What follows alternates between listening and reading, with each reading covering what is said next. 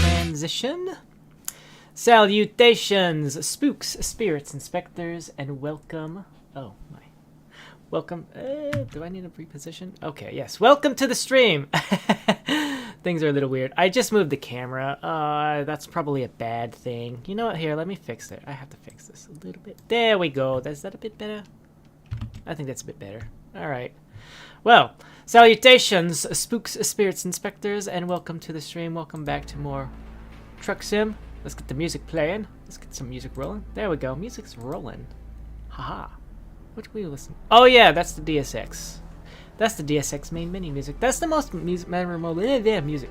Anyways, we're still in Texas. We're gonna do some more exploration. Maybe knock some stuff out. And I guess maybe if we might go do some other exploration of different areas and states. So let's get to it. Also, check out this. I've learned some new secrets. Woo! Haha! Woo! Wow! Wee! I'm all over the place, aren't I now? Oh my! I have to adjust a little bit. There we go. You don't need to see any of those. Those are secrets. All right. So let's see it. Let's get the game up. Here we go. All right. Where am I on the map? We are here. That's right. I pulled into a truck stop. I gassed up. Abilene is where we are. So let's take a look at the freight market and see if there's anything in Abilene we can grab. Route length. Let's go by price. Idaho. That's a far way away. Oh wait. What do we have here? Beaumont? We've already. No, we haven't actually been to Beaumont. We could deliver the trucks. We could deliver trucks to Beaumont. Yeah. Why does it feel like I feel like my phone's in a bad position. Any other? Galveston? Galveston? Where's Galveston? Right here. It's on the coast there. What else do we have available? Nah, Beaumont. Yeah, but Beaumont's cans. I don't want to do cans. If we're gonna go to Beaumont, we might as well take the trucks. Yeah. So, where is it? We're gonna take some Kenworth trucks down to Beaumont. There's some places here. We got Longview, Tyler, Lufkin, McAllen, Laredo. Ah, I remember that. Odessa. We haven't actually been up here to the northern part. Wichita Falls. Yeah, so we got that. I'd also like to try to make my way down towards El Paso. I can carry it! Stop doubting the power and capabilities of my truck. You doubt the power of my truck? How awful. Alright, let's get into it. Back on the road. Cargo does not deliver itself. Alright. Well, once I get like the cargo set up. Alright, where are we at? We're in a little truck stop. That's right. Of course, we need to go over there to go pick up the oh, it's so nice. We're so close. Can I just cut straight across here? There's not going to be an invisible wall that stops me? Nice. That's going to stop me. It's fine though. Didn't do much damage. I overcorrected there. There we go. Some overcorrections. That's fine. Oh, that's not a... Oh, it is up here. Yeah. I'm here to pick up the trucks. Yeah, there it is. Kenworth, I'm here to pick up some trucks. You have a truck delivery for me?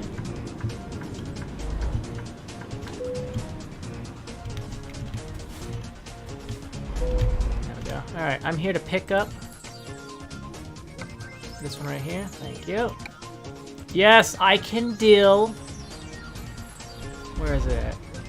It's on the backside, God. Of course it's on the backside.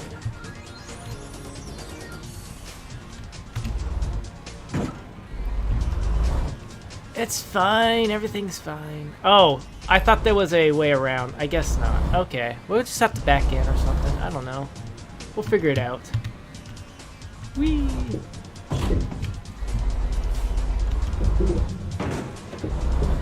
I didn't realize. I didn't think it was going to actually ask me to actually back in like that. Alright. It's fine though. We'll fix it. And boop. Attach trailer.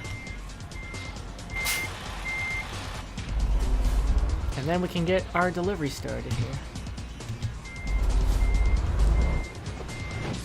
Just straighten it out so I can go out the correct path and not drag anything across anything that would be potentially harmful for the cargo here. All right, we'll get it here on the road, and I'll start thinking of something to talk about because everything's pretty quiet here in chat for right now.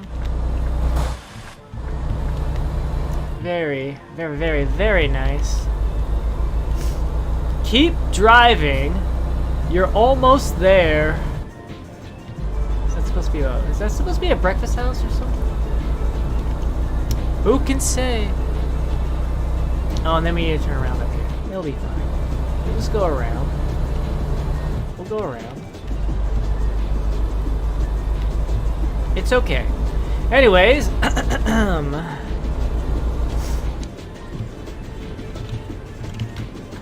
whee! Do a little U-turn here. Once we get up on the highway or on the interstate, then I'll go ahead and start chatting here. Start telling you some stories. In the meantime, I mean, we're around the Christmas time frame. I could talk a little bit about some of the inventfulness I have come up with for like solo stuff. I don't know.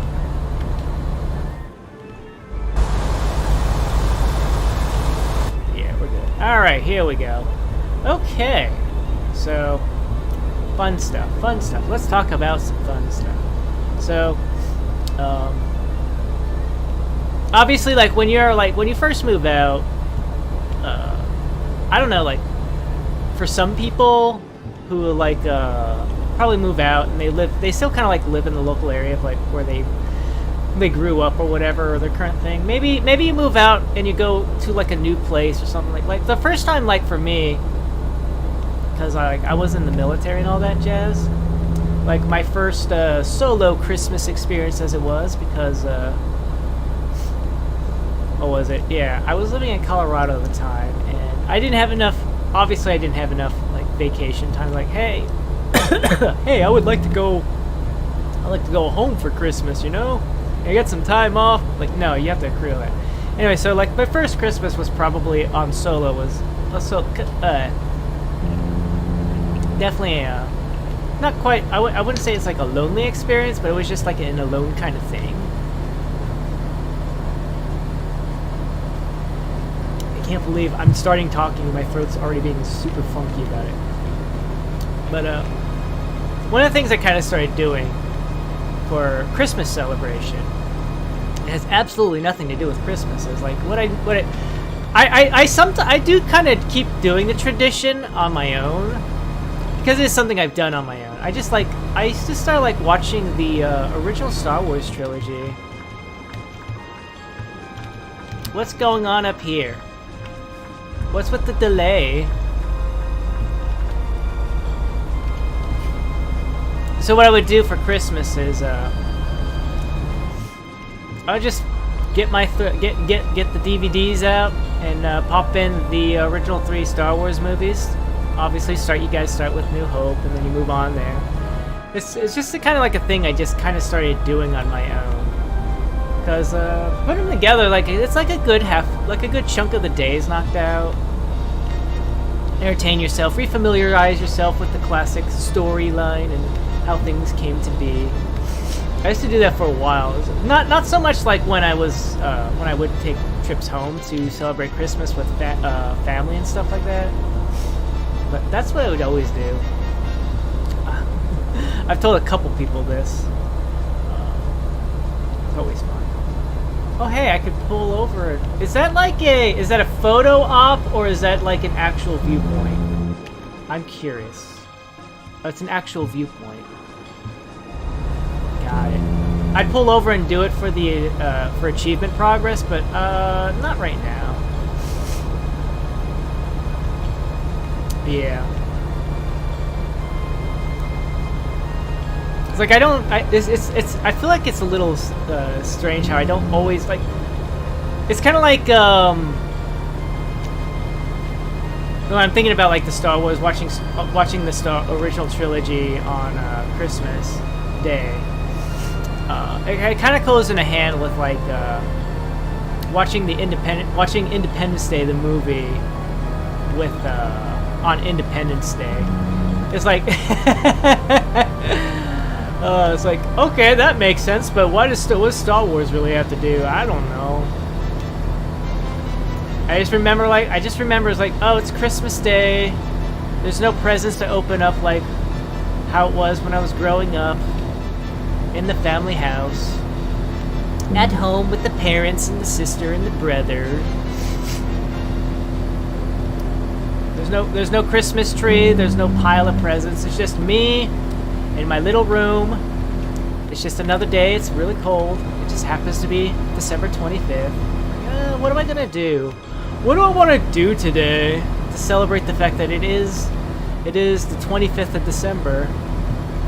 And for whatever reason, I just decided out of the blue, I just like, you know what? I'll just watch the Star Wars movies. I might have been like playing. No, I didn't. I don't think the game was out then. I was thinking like the Star Wars original trilogy the Lego game, but I don't think it was out. I certainly didn't have a GameCube by then, because that's what the console I played that on.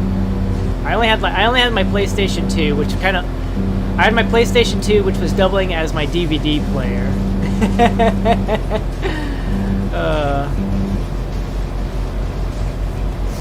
Just popped in the original Star Wars trilogy and was like, well, let's just watch. Because I don't know if I had I don't know if I had a computer at the time yet. So like my only entertainment was the books that I had, and the video games and the DVDs I had. Because I was just kind of like getting established, you know, not much in the bank account. It was first job. How far in was it? So let's see. I think July. I think it might have been July when I started. And then, yeah, so, like, maybe 6 months worth of pay is what I've had. I suppose you have to subtract, like, all the amount of money we're going off here. That's fine. Going off here to Dallas. Engine malfunction. Don't do that to me. Yeah, it's like, I didn't really have too much. I had a number of anime DVDs. I think I was starting to build up my collection of Ghost in the Shell, Standalone Complex, Full Metal Alchemist. I had the entire collection of Futurama. I didn't really have much other than that. I had a few movies, but they were all like really bad movies. Ugh, they were terrible. I think like the only other really good movies I had at the time was I had Who Framed Roger Rabbit, Shrek 2, and I forget what else I had. And The Incredibles. And of course I had the Star Wars trilogy. It was just like, you know what? There's not much to do. It's cold outside. I really don't... I probably have like friends who are celebrating in their own special way. I just popped in. And I never really did that for any other holiday as it was. Never did anything like that for Christmas or I am talking about Christmas. I never did it for like Easter or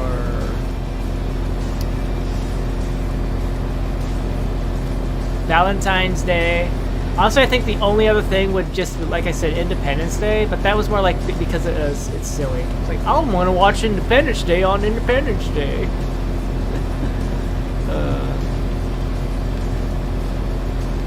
Yeah.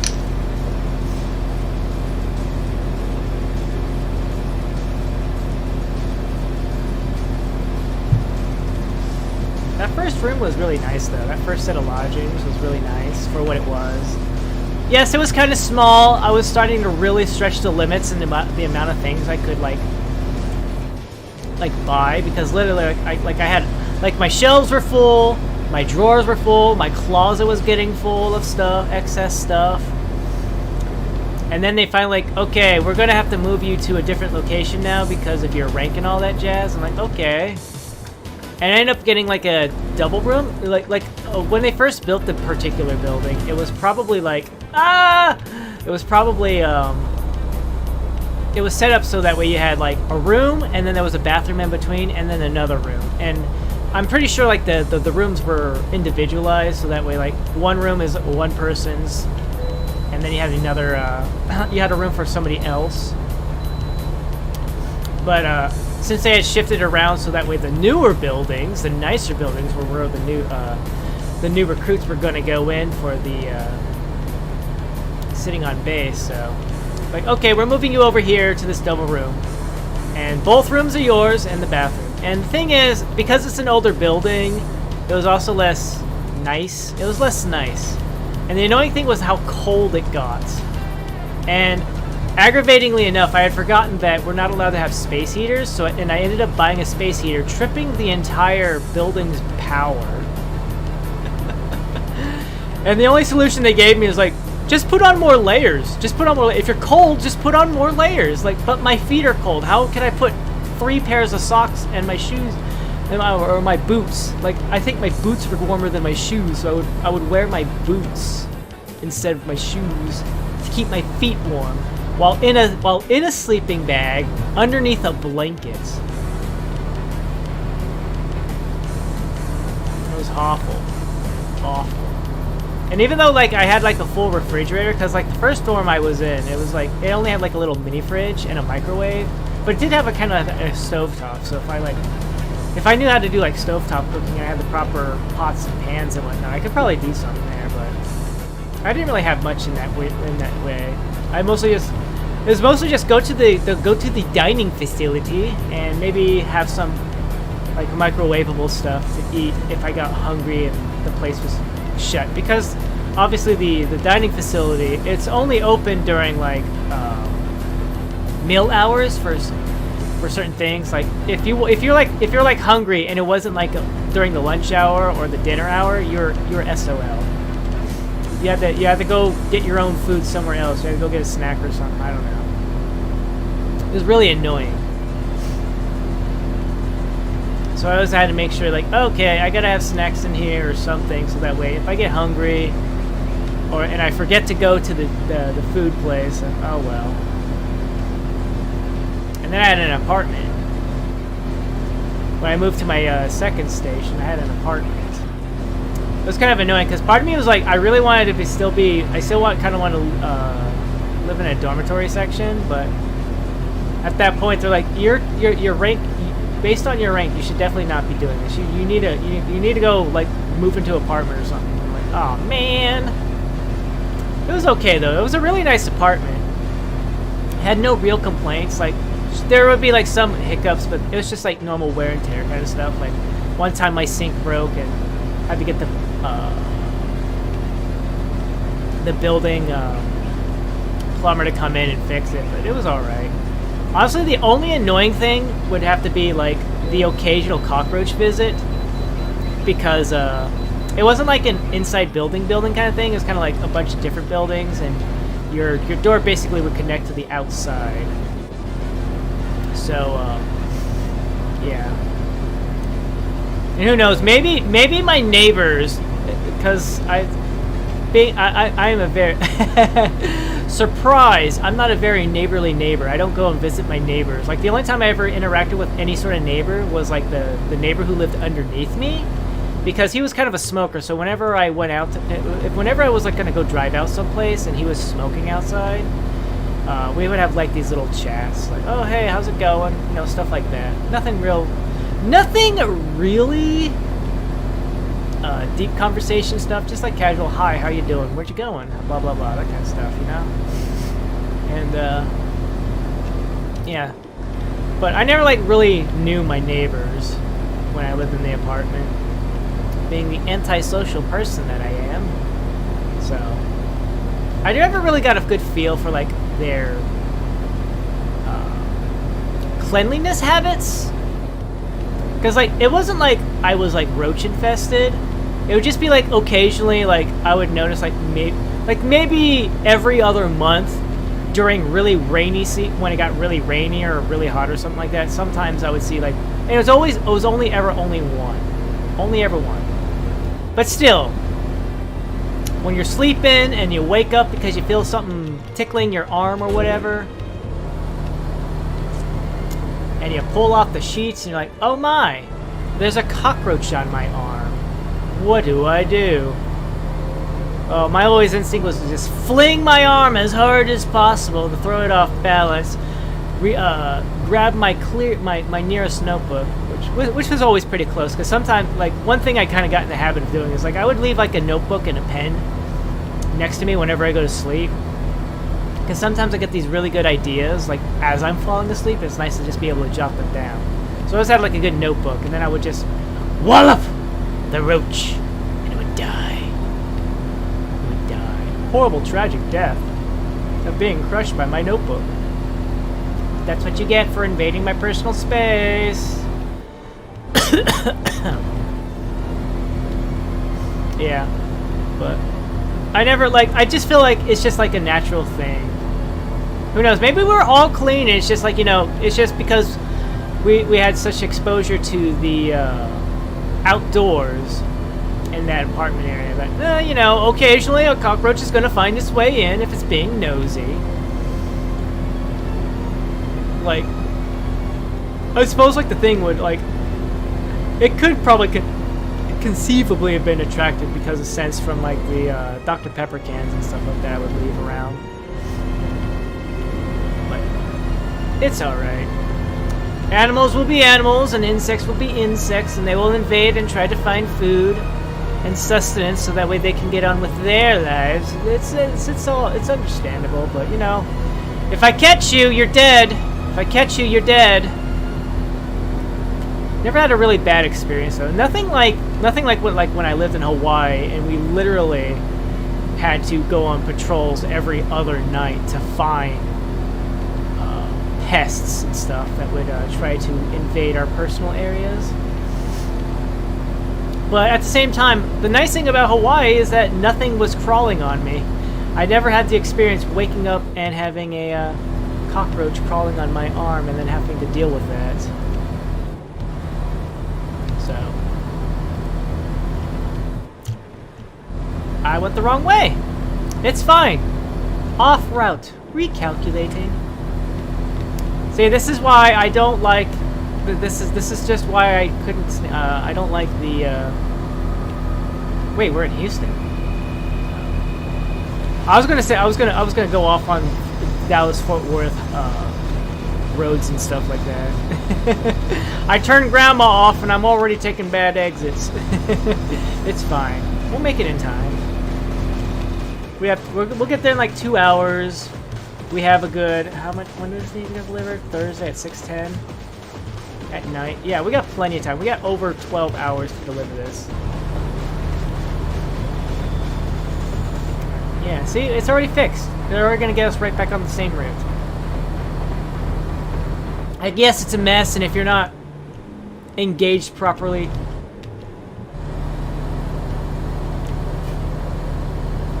It's fine. We'll Hello, SanV1. Hello. Welcome to the stream. Hi. How are you doing? Hello. I saw you had left messages in the raft before it even started. But hello. How's it going? Whee. Yeah. Left this time. Can't keep taking the wrong road. Can't keep taking the wrong off ramp.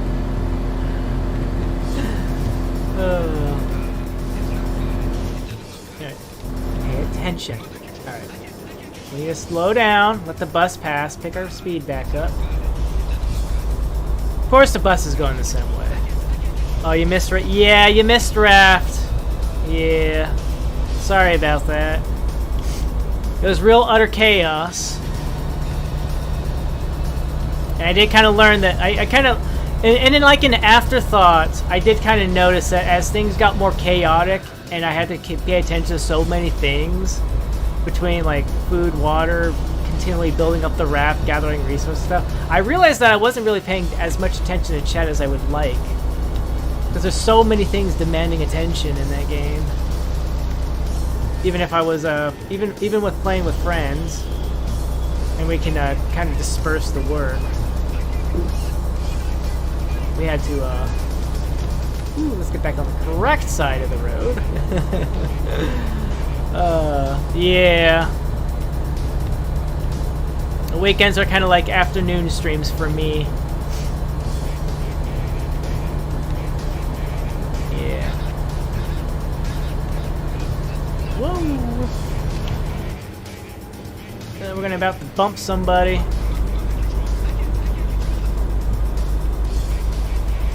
Yeah.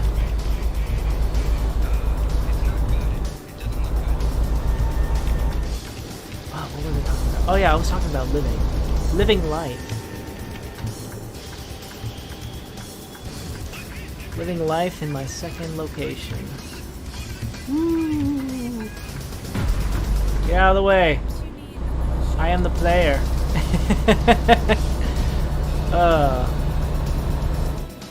But how are you doing? I guess I didn't see that, or I don't know.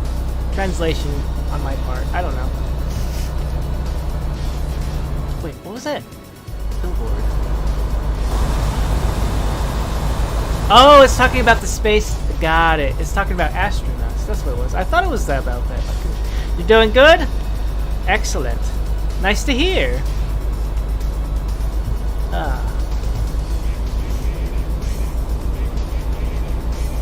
Yes. So right now, we're delivering trucks. We're on our way down to Beaumont, Texas. Yes, Beaumont, Texas. To deliver these trucks. And yeah, that is our current cargo delivery system. In the middle of the night here. Trucker's got a truck. All hours of the day. I might have to stop at a gas station here. How's that one look? How's that one look? That one looks pretty good. We're gonna pull up on the one in front of me. I'm gonna cross over.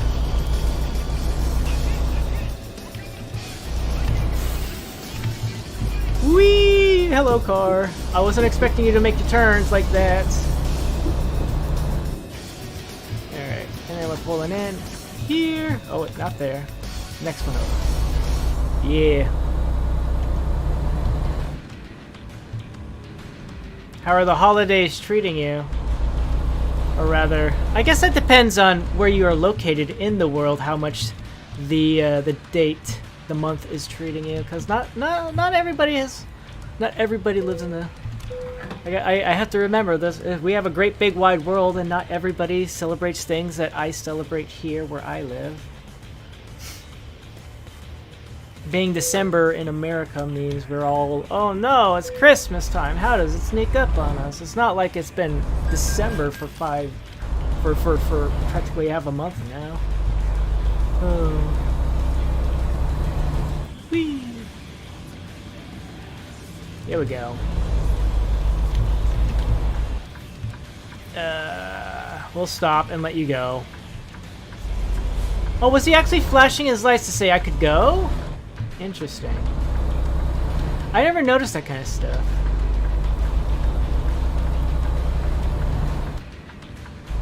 Yeah, we're gonna tightly squeeze around here because we got this massive U-turn thing that they have down here in Texas. I remember these kind of like little U-turns when I lived in El Paso. Are you gonna go, truck, or what? Fine, I'll pass you. I'll pass you. I gotta go on. I gotta get on the interstate.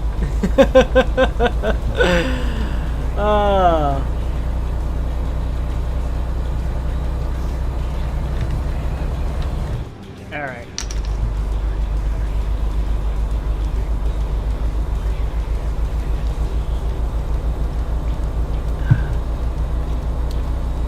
so many things recently. So many things you learn every single day.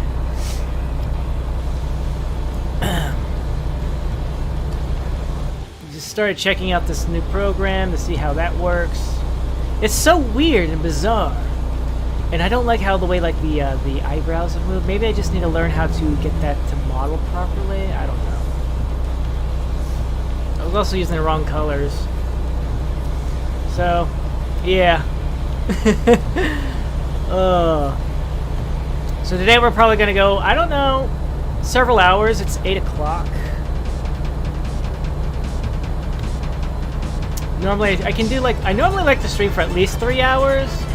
So that would put me about 11. I might go an extra hour or two depending on how I feel. Because I do want to set some time aside. I got some stuff I have to take care of later today. I have to do laundry and blah blah. I gotta do households. I gotta do household maintenance stuff. I gotta clean things and sweep things and take care of bills and blah blah blah. So it won't be too much. It's always nice to get some fun in. Celebrate life. Celebrate life. Being Liberty. Beaumont! Oh, we're already here? Oh my goodness. Surprise. Surprise! Yeah. Hey!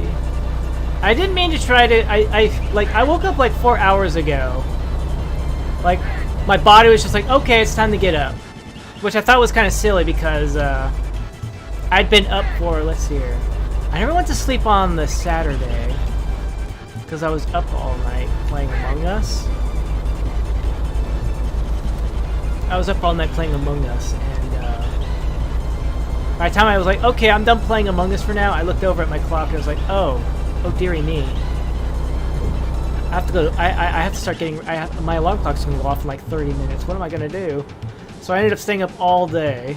Whole.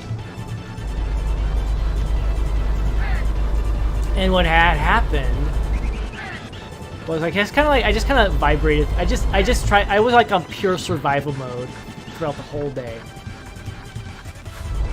Just trying to survive the whole day, make it through, deal with work, try not to get too bad. Hope I don't accidentally like doze off while driving or walking while doing my job and stuff like that. Oh my god. Occasionally dozing off in the middle of a break room, in the middle of a break. Oh my goodness. So like literally after last night's stream, I did some little after stream chats with friends, and what was it? Oh my goodness. After I finally wrapped up yesterday, because the thing was, because we were talking, I was trying to like do like all sorts of stuff. Like I was trying to like set up my schedule for this week. I kept trying to type that out, but I kept closing the window, which meant I had to retype out everything over again. Which was kind of a reminder, like, I should probably do this in like a document, so that way if I click off the window, I accidentally open up a new web page, I at least don't lose my progress. Ah! Oh my goodness. But I hit the bed when I'm like, normally I like to swap into like sleeping clothes, but because of how cold it is last night, I was like, I'm fine with what I'm wearing right now.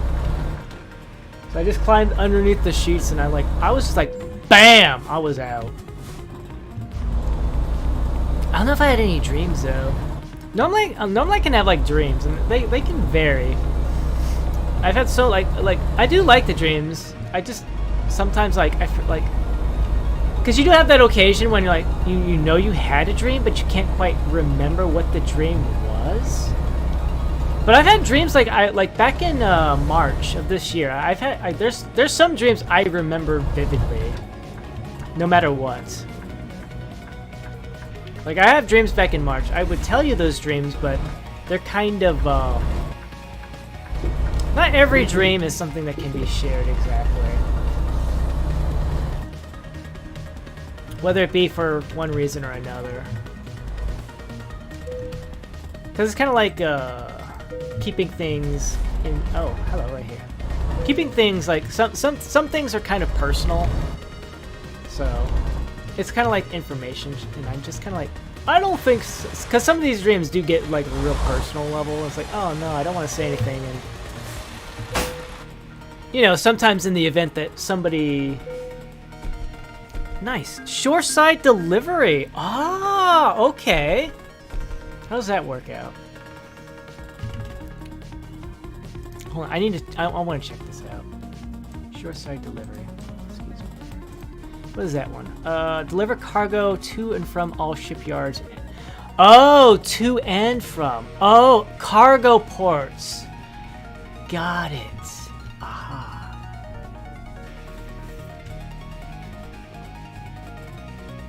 Got it. I see. Do you have anything here you need delivered?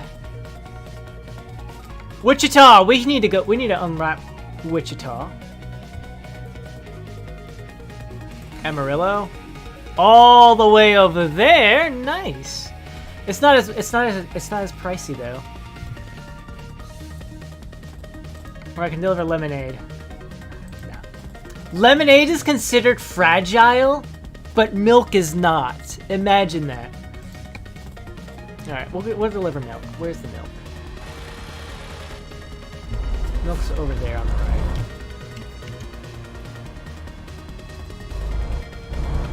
Yeah, I did used to keep like a dream journal because one of the times I was getting, I was going through training in the military.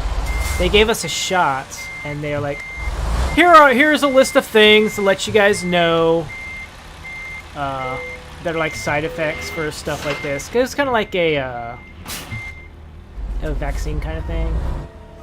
Because when you have to go overseas and stuff, like, yeah, sometimes you need to protect your people. You need to protect your soldiers and your troops from diseases and stuff like that. So that's basically what was happening there. And basically, what would happen is like I only remember this because I remember they were like, oh yeah, and by the way, you're probably gonna have weird dreams. So I would keep like a dream journal. Like, oh, weird dreams, you say? Weird dreams? I like having dreams. So I kept a slight dream journal. I remember like a good number of these dreams. Like there was one dream I had where I was like Scrooge McDuck and I was just swimming around the money bank. Swimming around the money bank. The money bin, I'm sorry, the money bank. The money bin, the massive money bin. Ooh, yeah, it was fun. And then going on like a little adventure with Huey, Dewey, Louie, launch pad. Just to go. It was just like one of those generic kind of things. It was nothing particularly special because it was kind of like being a dream. It was kind of jumpy around. There were like lots of jumping arounds and stuff like that. It's like 1 second I'd be like, okay, we're swimming in the money bin. Next thing you know, I'm at the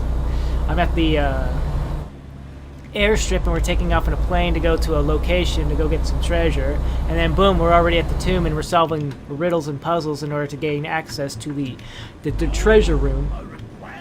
So yeah, and then from there, yeah, another dream I remember having was because about that time frame, that was when Left 4 Dead 2 came out. So I'm sure the dream was kind of influenced by the fact that I kept rewatching the opening cinematic for Left 4 Dead 2, because as I said, that had just come out, and like, oh my god, I want to experience it, but I can't because blah blah blah reasons. So I don't remember how, but I did manage to download the intro video for that, and so I ended up having this dream where I was Bill. And we're consistently climbing this, this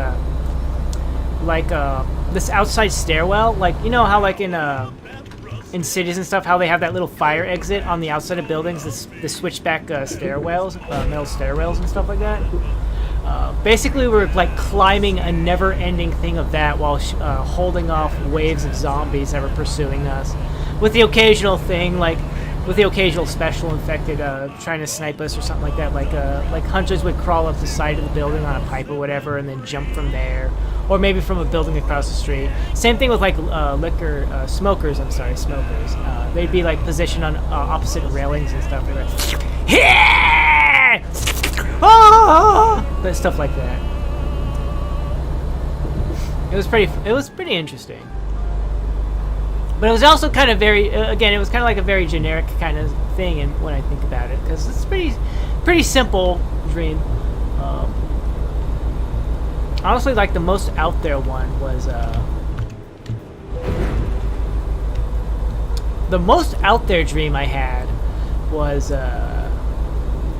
when I was dreaming, I was a character from Code Geass, because it was like, out of all the characters I would dream myself as being, this was not the character I expected.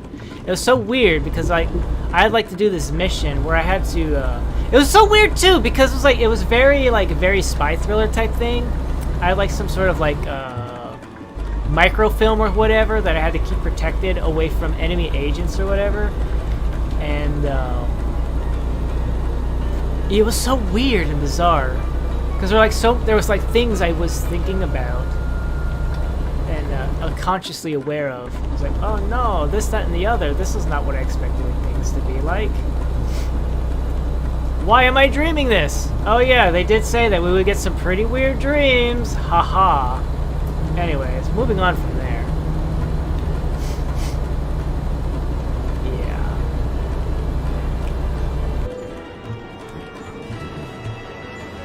Do we even have that bad damage? It's only 5%. It's like, it's not even 40. It's 34. You're making a big deal out of this game. All right. I guess the next time I see, where's the next repair shop? Over there. We'll pull off over here and get repairs, I suppose. That's what we'll do. But yeah, it is what it is.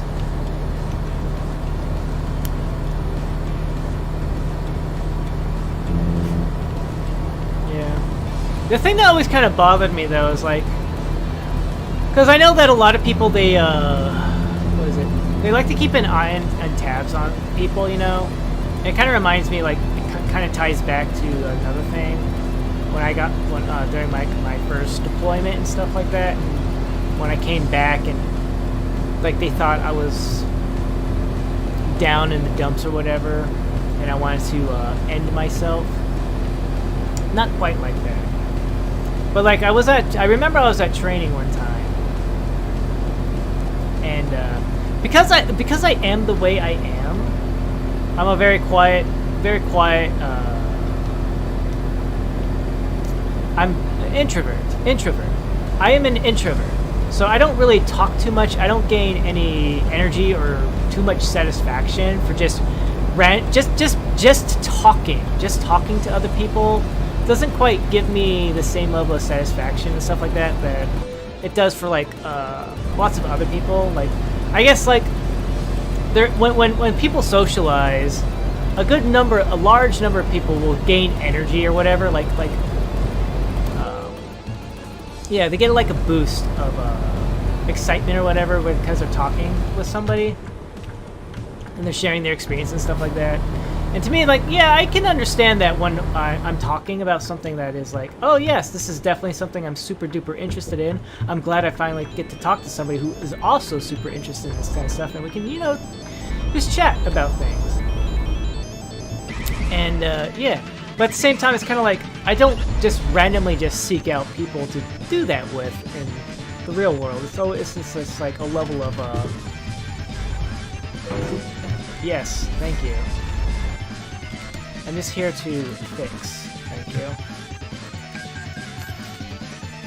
Alright, there we go. Hopefully that means less... Hopefully that means less boops on the snoots and less engine trouble malfunctions. Alright, let's go back on the road so we can get this milk delivered. Yeah, it's not something I really go out of my way to do, just to go talk with people, just just socialize in general. So, yeah. And because of that, when you're like in, I guess, a huge crowd of people, and I guess because I don't talk, I just listen. I do a lot of listening because apparently, like, it's something I learn a lot. It's like how much people will tell you about themselves, and you don't even have to ask. You don't have to even. You can just pick up all this stuff just by observing. It They really tell you who they are, what kind of a person they are when they do stuff like that. And yeah. So basically, as this training was going on, I guess a lot of people just kind of noticed that I wasn't very sociable, and I guess they thought I was like, oh no, he's depressed, oh no, this, that, the other, oh no, oh no, oh no. So when I came back from that, I had to do this whole meeting. It's like, why are you like this? There's something going on. What's wrong? What's wrong with you? Do you need to talk to somebody? Blah blah blah. I'm just like, what are you going on about? It's like, oh, everybody says like you're depressed and this, that, the other. I'm like, I don't understand. I'm just not. Like, it's so bizarre how people will notice these things, but they will not ever come up to you and ask you about it personally. It's like, why? Am I on the right road? Yes. The map is so confusing down there at times. When you got all these roads crisscrossing all over each other, sometimes it can be really, really crazy with how things go. And yeah, it's like, why do people? How can people be that upset about and feel bad for me, but they won't come up and talk to me and pull me, or even just pull me aside, like, hey, is something going on? Are you upset or anything? Are you sad? Is this upsetting you? They won't do it but they have no problems with writing these lengthy reports and sending it to like my own personal higher ups. It's like, why?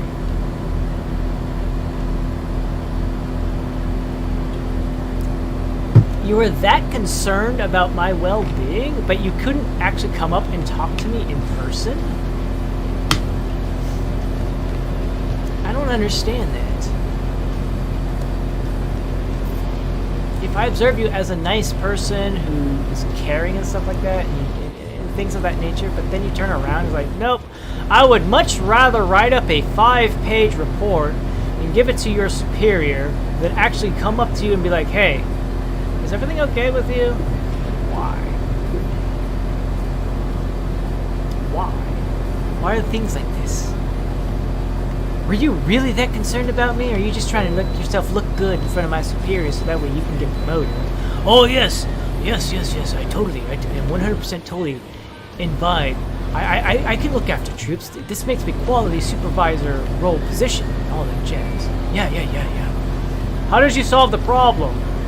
When the person, when you observe this person in distress, potential distress, like, oh, I wrote up a report and I gave it to that person's superior, like, so you made no actual direct contact. Well, why would I do that? I'm not a highly trained professional. Yes, but apparently you observed the badness going on, so why did you not actually take actual measures?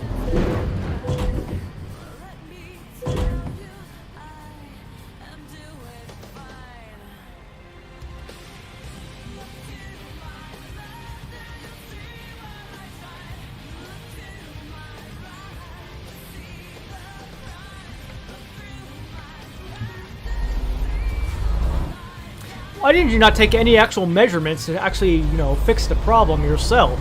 It's like, why would I do that? I don't know. Why not? If it was such a concern, why didn't you take measures to go in and it's like, hey, how you doing? Alright, let's move on from that topic. It's like, and the thing is like, I'm sorry, but when you're training out there, I understand, we're gonna get dirty, we're gonna get smelly, we're gonna do a lot of sweating, and you want to clean it off, and then the next day you're gonna get dirty all over again. So my mindset was simply like, I don't like showering it with other people. It was already hard enough doing it through boot camp. It's like, can everybody else just let me do my thing real quick? I know we're stressed for time, but let me do my thing. Just don't look at me, okay? But yeah, I wasn't sure, like, I didn't, because of the way, because of shower situations, like, A, there are other things on my mind. B, I knew I was going to get dirty again anyway, so part of me was kind of like, whatever, we're just going to get dirty again anyways. I'll take a shower when we're going to do, like, more cerebral training. things where we're not actually out in the field rolling around in the mud and dirt and stuff like that. I'll take a shower before after when this is all done, that kind of thing, because you know that's just how my brain works. Okay, if I know I'm going to get dirty again, part of me is like, I don't want to take a bath or a shower or anything if I know I'm immediately just going to get dirty again. And yes, I can understand how that can turn off people. Oh, really? You're that filthy? That's disgusting. I'm like, that's just how I think. I think like long-term, there's a lot of like long-term planning and stuff that my brain thinks about. I think about it in that way.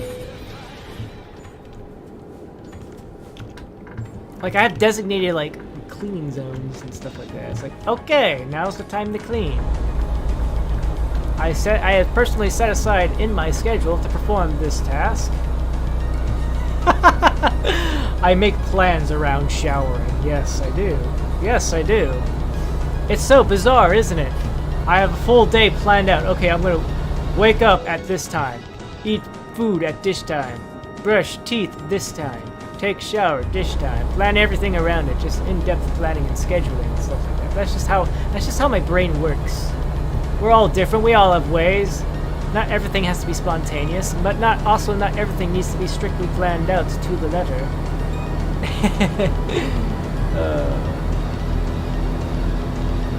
It is what it is.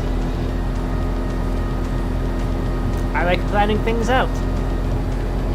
I like to plan things out in so many different ways. Like, okay, maybe like I do kind of do that when I think about it. It's like a normal work day for me is like I plan things out, and then like I make like 3, 4, 5 other plans that are like sane in line with that plan, and I'm just kind of like, okay, if there are any interruptions to plan A, we can switch gears either to plan B or C.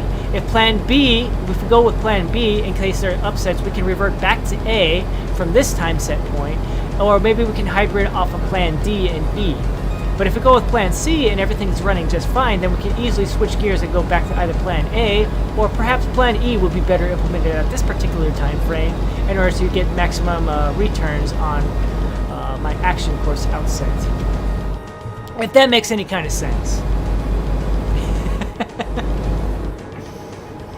And I do that like even for like long-term stuff. It's like, okay, today, like you know, how do I plan ahead? How do I plan ahead? It just happens, you know.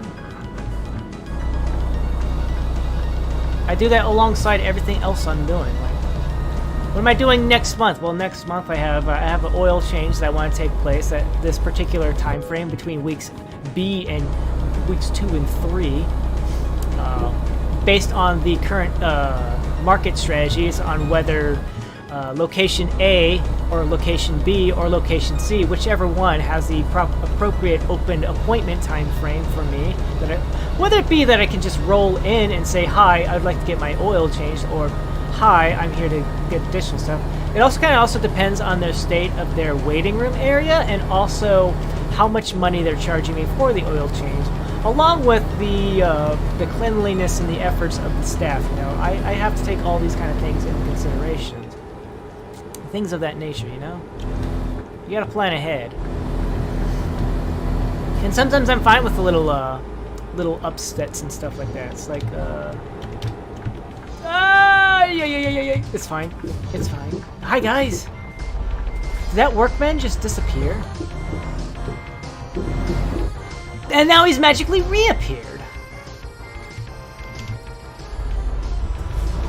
That guy has mastered the art of the... He's a magician! He's a wizard! You're a wizard! You're a wizard, Harry! But yes. Like, I also have, like, multiple, like, different, like, entire timelines. Like, I have the current... I have, like, there's a current path. Like, always have, like, a current path. Like, okay. In the event that everything remains status quo, this is the path that I am taking. And then I have, like, little branching paths off of that. And then, it's kind of like, I mean, if let's use a truck sim as an example, with highways and interstates and freeways and stuff like that, you know? Like, we have like a main and they're all like running parallel to each other. There's like three, for example, we'll say we have 3 interstates that are running parallel to each other. There's like miles, there's like massive miles in between. They're all going to like to the same destination, which is the end of my lifespan. And so like first interstate is like the one that's like everything remains status quo, nothing changes, life continues on. I somehow am able to survive based on, you know, odds and ends and this, that, and the other. And then I reach the end of my life. But there's also going to be off-ramps and like deviants onto little highways and whatever. But at the end of the day, they all kind of diverge back onto the same interstate that is the current path. Everything is kind of status quo, but maybe something's different now. Maybe I have a different set of cargo carrying. I'm hauling a different set of cargo to a different destination. But at the same time, the ultimate end destination is still the end of my life. And you know, and anything could happen. And then there's another interstate, and I can get from the current interstate onto that one by taking like the little highway path, and I get onto that interstate, and maybe that interstate is okay, things are pretty much still the same, we still have the same final destination, but maybe I'm now on a different career path. Maybe I live in a completely different area, but I still have like the same job, because, you know, the same job being like the company that I'm currently employed with is like, okay, we understand that you want to move to a different area of living, a different state or something like that, a different country, but we have branches over there, and you can work at that particular branch if you move into, say, this particular city, town, or whatever, and set up there. And I'm like, okay, and you maintain the job, and so I just move over there. I still work for the same company, I just happen to be living in a completely different area of the world, that kind of thing. And then, of course, there's on-ramps and off-ramps, different highways and stuff like that, blah, blah, blah. Same rule applies. And then there's a third interstate, and maybe that interstate, I jump off of that, and maybe everything's the same. Maybe I still live in the same area, maybe I still have the same job, maybe I have a different job, maybe I'm living in a different area, but maybe there's now a special someone in my life, and we kind of, our interstates happen to divulge and merge together into one interstate that we're both sharing and driving on at the same time. Who knows, you know? That's just kind of like how things are. We're in Waco. Interesting. You know, things like that. And I plan around those kind of things, because you never know. Maybe someday I get onto that third interstate. Maybe I can get this second interstate, you know? Things aren't end up being status quo, because, you know, life is a highway and I want to ride it all night long. If you're going my way, haha. And of course, being the interstate, again, same thing. Different vehicles come on and off. That's different people entering and leaving life, you know? Maybe some people travel with you a long time, and maybe sometimes, for whatever reason, there's traffic accidents because maybe they turn into somebody that you butt heads with, and they kind of just keep sideswiping every so often. I don't know why we got off on the road here, but it is what it is. And you know, things like that happen, you know? I was supposed to get off here. It's okay. We managed to get out. We managed to get on the interstate. It's fine. Nobody's gonna know. You didn't see nothing! Yeah. And you pick up different cargoes along the way. You drop it off here, there, everywhere. But again, at the end of the day, there's a final destination that we're all driving to. We may not like the fact that at the end of the day, that is the final destination. But who knows? Who knows what happens after that? Maybe there's another road beyond that we still drive down. I don't know. I haven't been there. Maybe maybe I have been there. As I said, I have died before. I have died a couple times. I came back. Life is mysterious. Life is grand. And yes, I understand. Like I have this very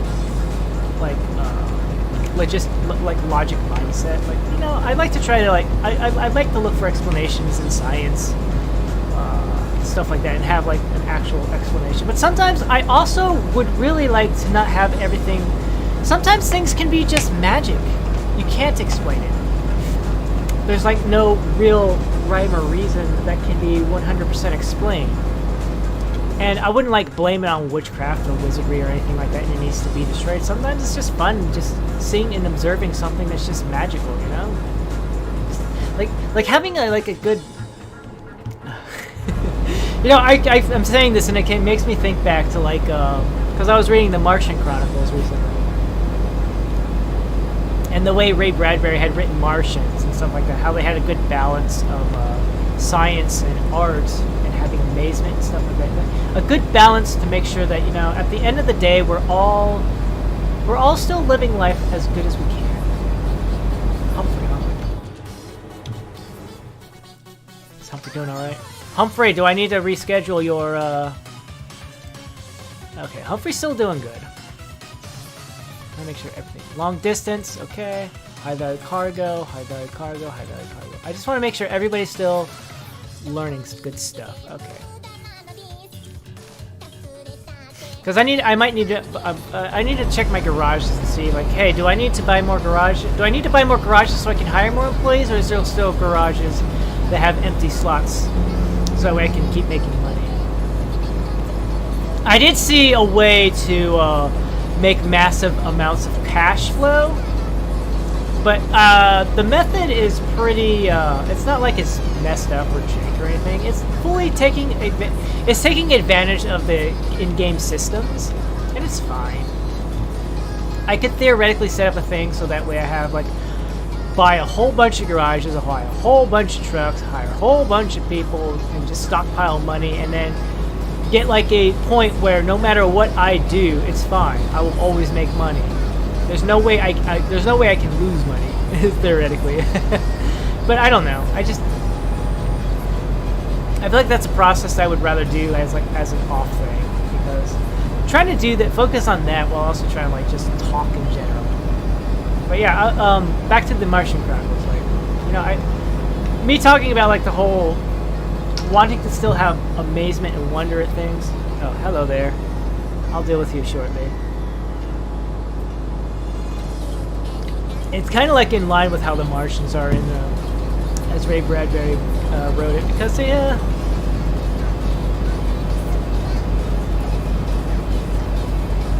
that's just how things are.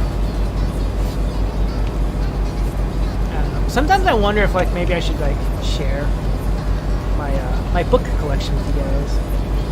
Take a nice picture of everything. Peter V. Excellent. Good job, Peter. Actually, since we're at a pause, let me go ahead and take care of that. Thank you for your contributions. I appreciate it, but what you're advertising is not exactly something I approve of. If you want to advertise on your own channel.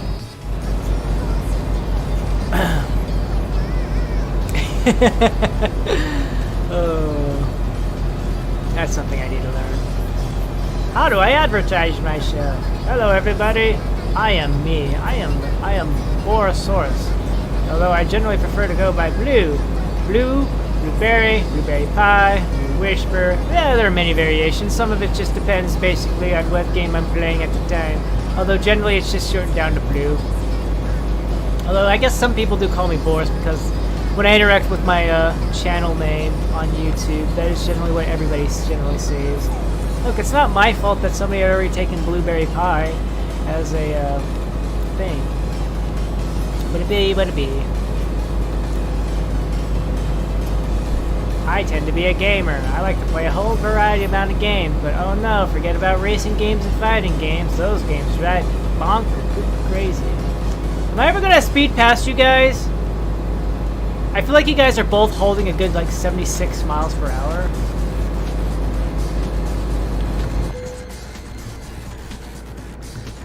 Oh no. And then of course I have an engine malfunction. The milk has been damaged by 7%.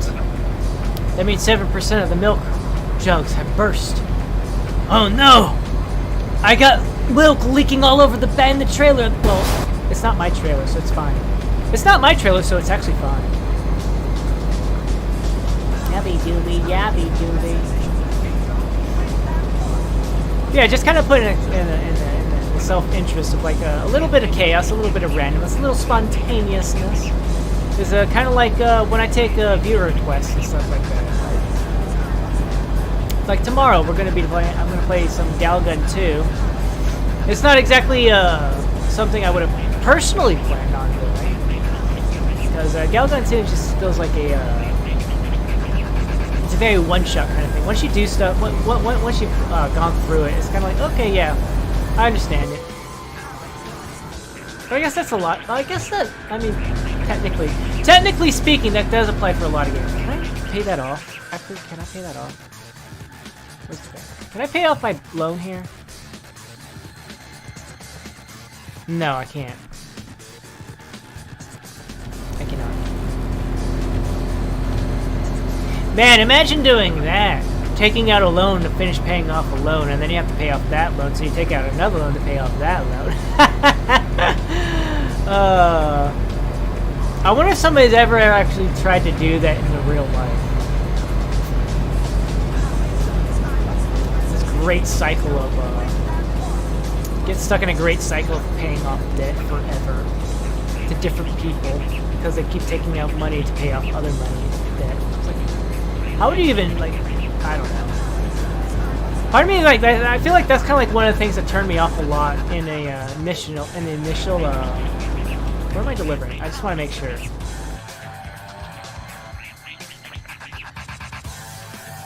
Over there, huh? I'm pulling off here because there's a repair station and a gas station, and I kind of want to make sure I can get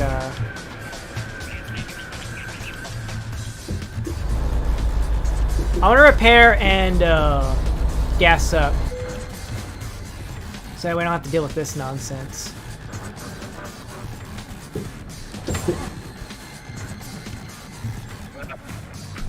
It'll be fine, because let's see, we still have plenty of time. We still have plenty of time to deliver the milk.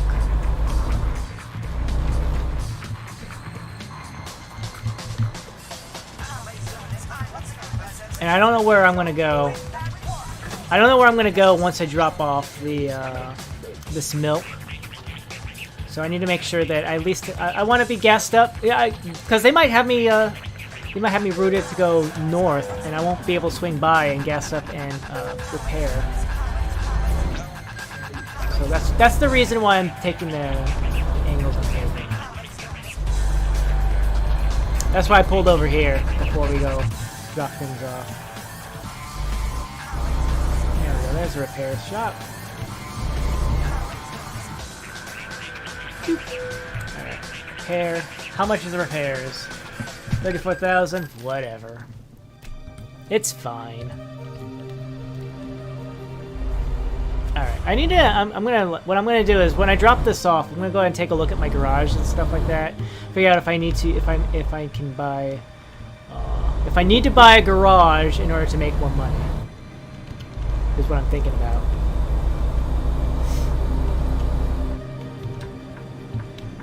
Let everybody know I'm turning right.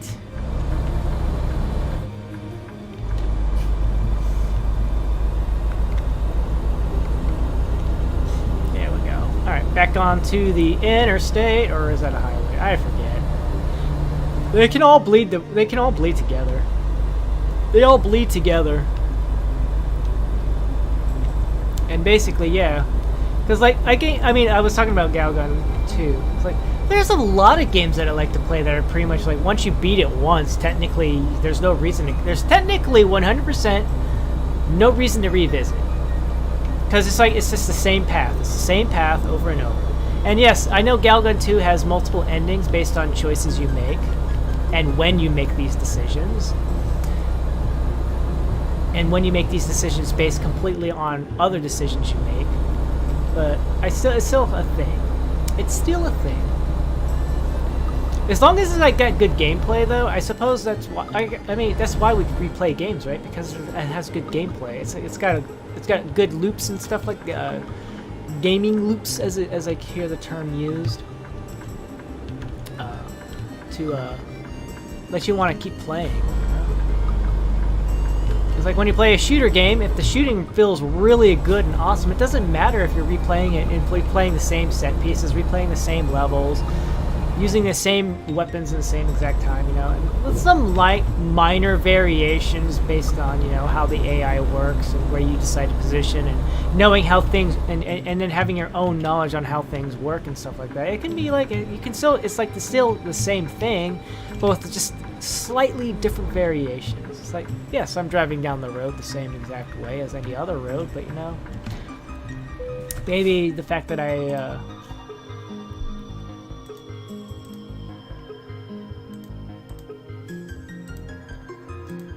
we'll just drop it off. We'll drop it off.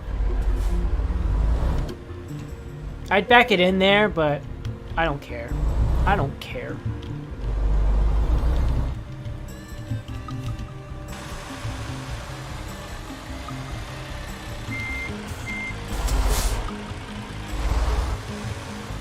No, is it just not good enough, right?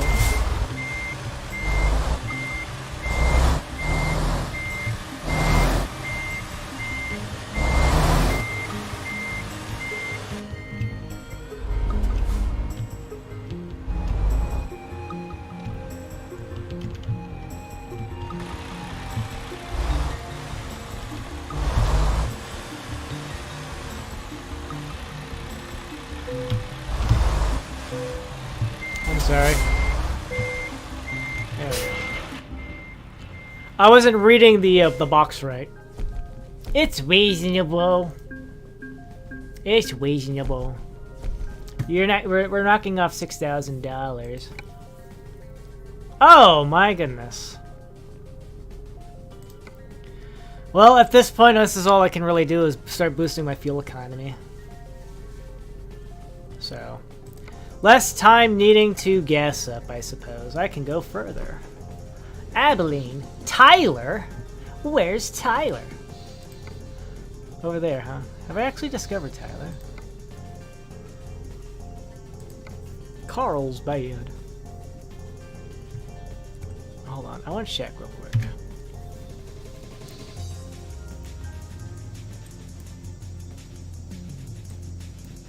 Okay, yes, I have? Have I? I have an easier way of figuring this out. I have not been to Tyler. This is how I know. This is how I know. I go to this map to let me know. All right, so we'll go do we'll deliver to Tyler.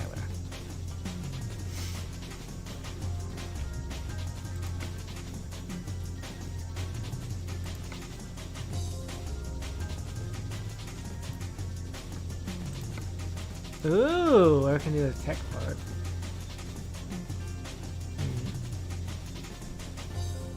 Excellent. All right, so where's the one to Tyler? Fruit to Tyler. Sorry, my jacket is being very fiddly. The zipper's being very fiddly. I don't like it when it gets stuck sideways. It's annoying.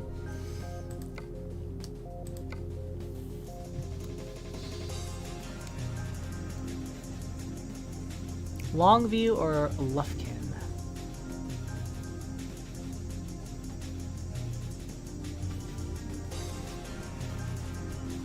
What's your highest paying job around Texas? It would just be delivering that up to Amarillo.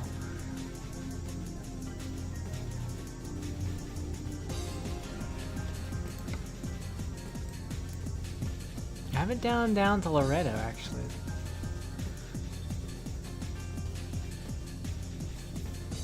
And when do you need it by? So I have 24 hours to deliver this. This is fine. Yeah, let's go down to Laredo.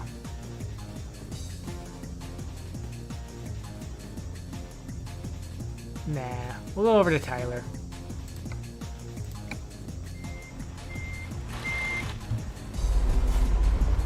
And I gotta tell him again, like, oh no. Actually did.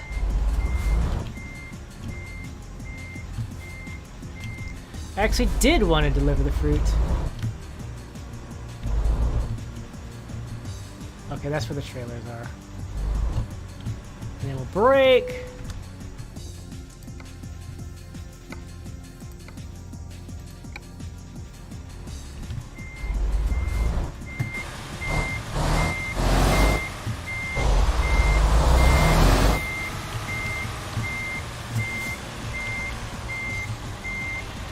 go. Back in slowly. Slowly.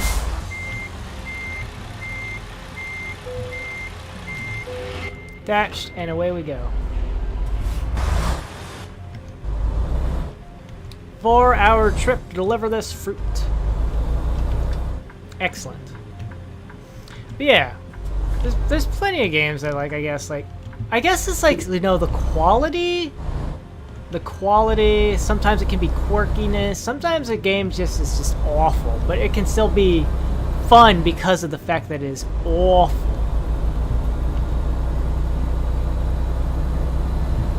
And I mean, like, awful isn't like, I don't know what I mean by awful. Like, awful can be like very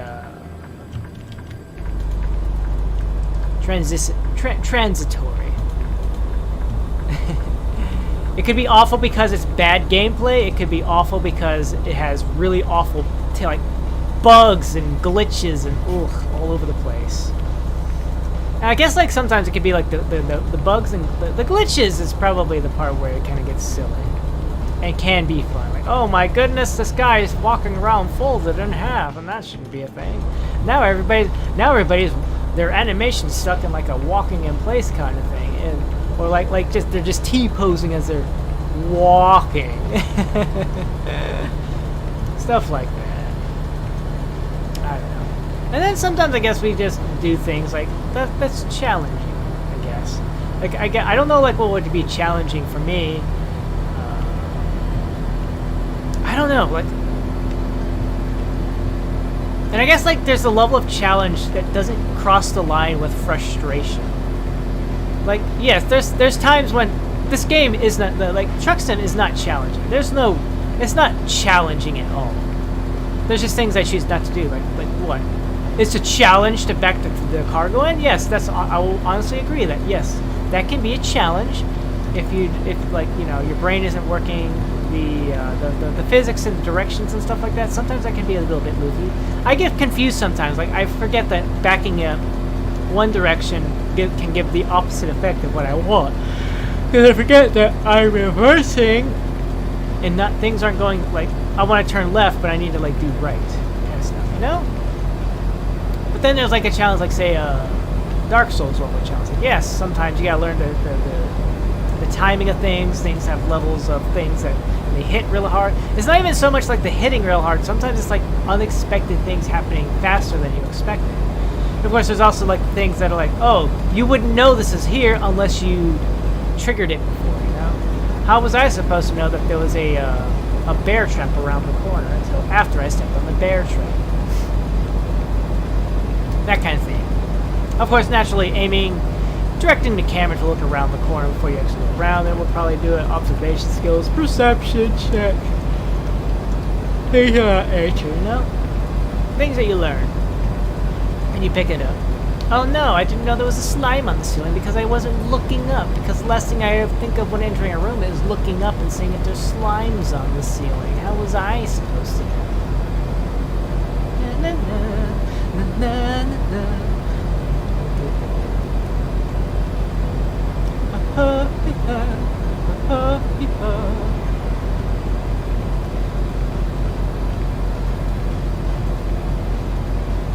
I almost mistook it for aquatic ambience, but I realized, like, no, aquatic ambience doesn't have that. This is Fear Factory from the Donkey Kong Country soundtrack.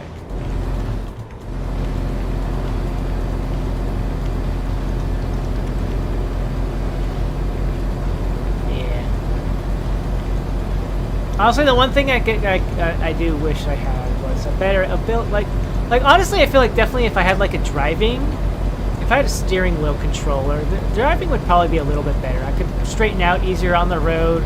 I could hold certain positions. I can like really spin the wheel a lot faster than like what's available as a keyboard kind of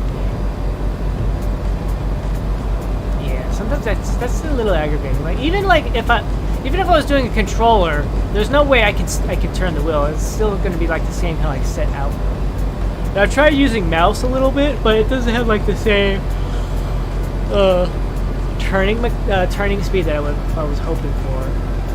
Like Like, cause you know, like how when you're actually driving a car, you can like spin the wheel. You can turn the wheel really fast, especially if you're like double handing it.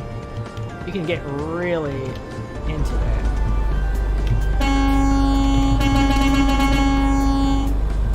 And get some real progress and stuff.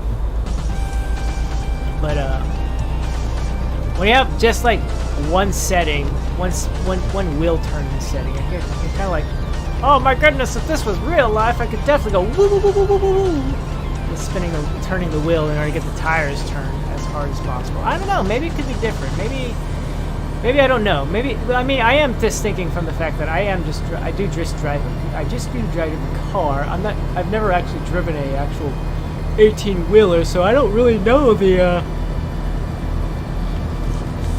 turning capabilities of an 18-wheeler, especially when it's hauling like 80,000 pounds of cargo, you know? That's something I just don't know. I just don't know.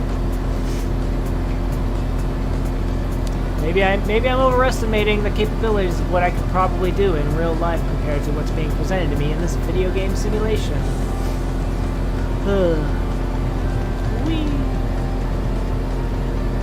But I do like to just imagine, like, oh man, if only it had certain settings, certain ways, then it probably wouldn't be as bad. It probably wouldn't be as frustrating. Honestly, that is the thing I've noticed a lot when I've been driving around Texas, is I have had a lot fewer frustrations and stuff like that compared to driving in other locations. I don't know if it's like the road layout or what, but... Or maybe it's just experience. It could just be experience, like racking up, like, okay, I know I can't do this kind of thing because obviously the truck will...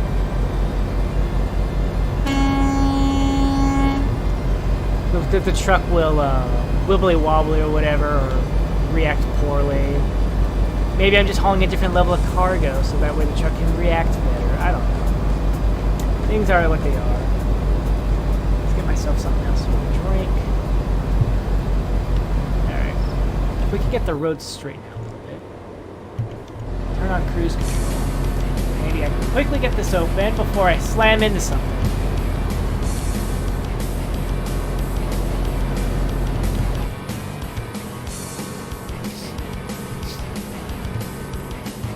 Hello, car. Hello, car.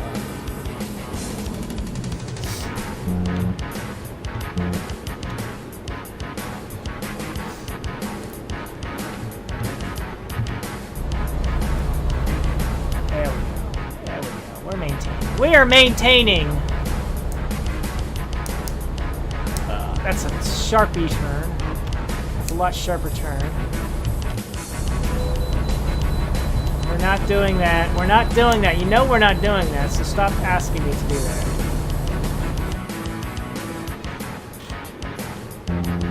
This bottle is being very uncooperative with me.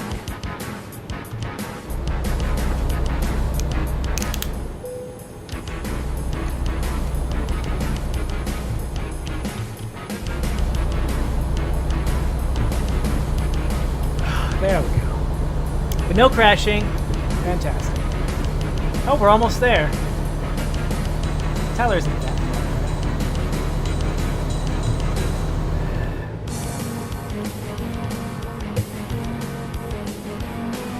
Now, at this rate, I would rather spend more money so that way I don't have to deal with this.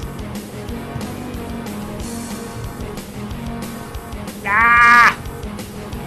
Bottle, cooperate with me. Thank you. Thank you. I would like to put the cap back on now. Thank you. You know that little band that gets left behind around the twisty parts of the bottle? Yeah, apparently it did not really want to separate properly from the actual bottle cap. And it enough of it had come off that I could separate the cap from the band, but the band came up so high on one end, and then it was refusing to cooperate and go back down, so that way I could put the cap back on properly. So I'm like over here trying to like not even one hand, like thumb it down. And it's just not cooperating. I'm like, okay, let me just try to twist the cap down. Like, no, I refuse to burn. I'm just gonna stay still. Tyler has been discovered. We have discovered Tyler. We have 8 cities left to find in Texas. So that way we might be able to make quick jobs. Hello, everybody. I'm just getting in here. You're fine. You're fine. No damage to the fruit. It's okay.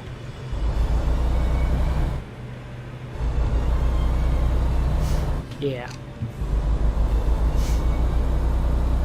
So let's see here. What am I doing? What am I doing? So let's see here. Tomorrow, I still have to do that. I still have to make it. Yeah. So I don't know what I'm gonna do for like long-term planning for like the rest of the month, because like December's almost over. But I am gonna start planning that theoretically in January, if things go well, I'm gonna go ahead and because I talked about it so much, I got so hyped up about it, and I got the game capture card and stuff. I should really get into streaming Sly Cooper. We're gonna stream Sly Cooper. I do want to finish Full Metal Alchemist Broken Angel. That might be what I end up streaming on Friday, if anything. I still have to think about that too. There's so much stuff going on this week for myself outside of in the real world where there are consequences to your actions. Yeah, sorry. Truck, move, please. I appreciate it. Why is this gate not open yet? Alright. We delivered from one Walmart to another. Alright, see, I can do this. Watch. Watch me. See, I can drop this off.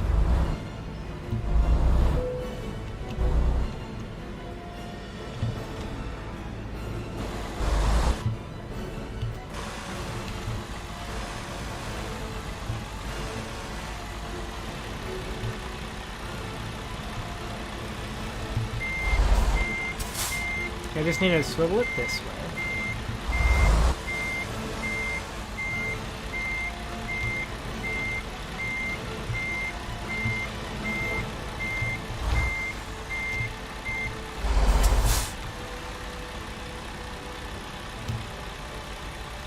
Straighten it out a little bit more.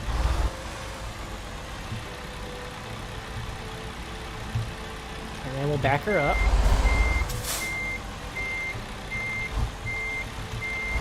See, it's when you think about it, when you actually put your full brain power into it, it can work.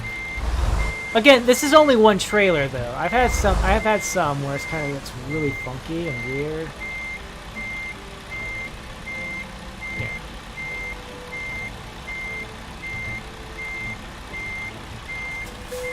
See? Yes, it's at an angle, I know that, but I'm the delivery person. I can do whatever I want. No damage! No damage! Right, what are we delivering now? McAllen? Ooh, we can do that. Delivering buttermilk! Or we can deliver beverages to Cody, Wyoming, or we can deliver potatoes to Denver, Colorado. No, we're gonna deliver buttermilk. I feel like that would be a good one to do. We're gonna deliver buttermilk. It's over there on the right. Oh, this is exactly the same setup. Got it.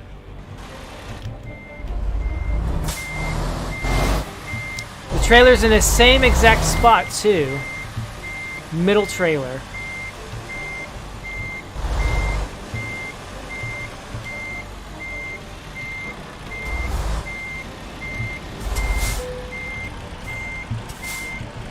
Tap that T, and off we go.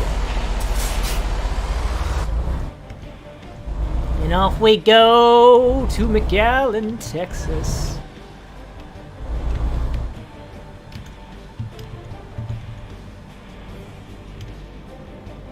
I got good brakes. There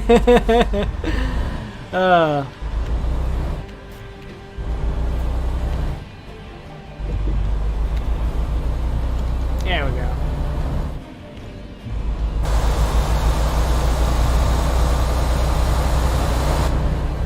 Those people look so fake. Is this bus just driving around cardboard cutouts?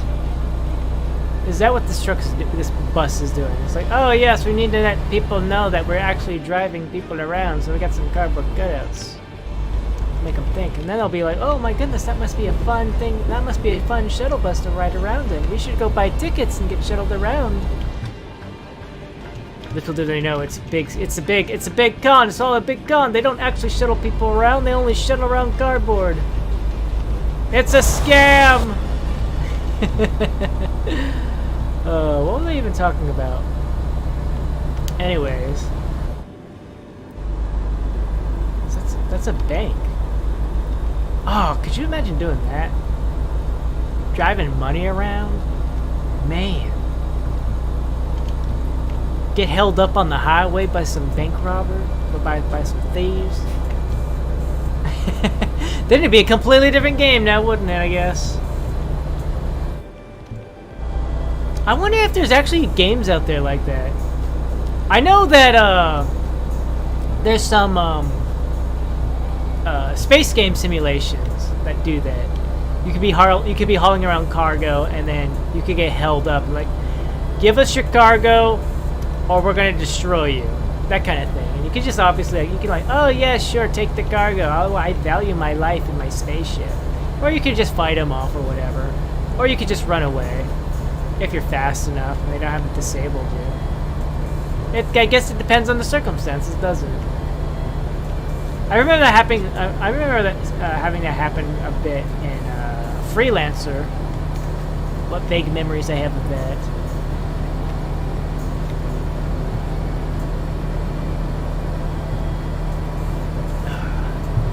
That game can be so terrifying in some places, and yet it's also so fun.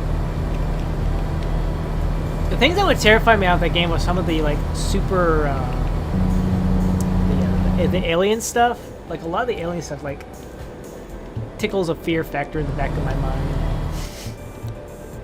And both of the unknown systems, the artwork they use for the skybox is so. It's like one of them is just utterly terrifying, and the other one is like, yes, it's terrifying, but it's also very pretty. It's like kind of like that very beautiful, awe-inspiring level of fear. Lufkin, excellent. That's another city we don't have to worry about dealing with, discovering. For the achievements, because I can be a bit of achievement. Deal with it. Yeah. We've made our turn. Turn completed. Yeah. How much damage does the truck have? 9%. Because those people booped us. It's fine. Yeah, like a lot of the early systems are fine. They're fine. They got regular sky drop boxes. You see like the nebulas and the asteroid fields and stuff like that. The barrier that you use to cross over into. I forget what I forget a whole lot of the nations, the nations that they have. I forget what the American nation was called. I forgot what the UK nation's called. And of course, you have the Japanese and the German ones, and then of course you have the pirate systems. But the pirate systems, the independent systems are more. They're not like too named in jurisdiction. I think Liberty was the name of the American ones. So you had like New York, Texas, Colorado, and California. And then of course you also have Alaska, which was the prison system. Oh, we have a prison system where we can take all of our prisoners. There's no way anybody could just randomly fly in. You have to take the jump gate, right? Oh my goodness. Honshu! I love saying that. I always love that. It's like, because you have like the American systems were pretty neutral. You could see the other systems, and depending on which like Colorado, you would get a little closer to the nebula up in the Japanese systems, and then if you go lower right, lower left, California, we're near the barrier. Then beyond that, you got the whole smog It's so weird how they have like really smoggy looking systems. It's like, but this is space. How can you have smog in space?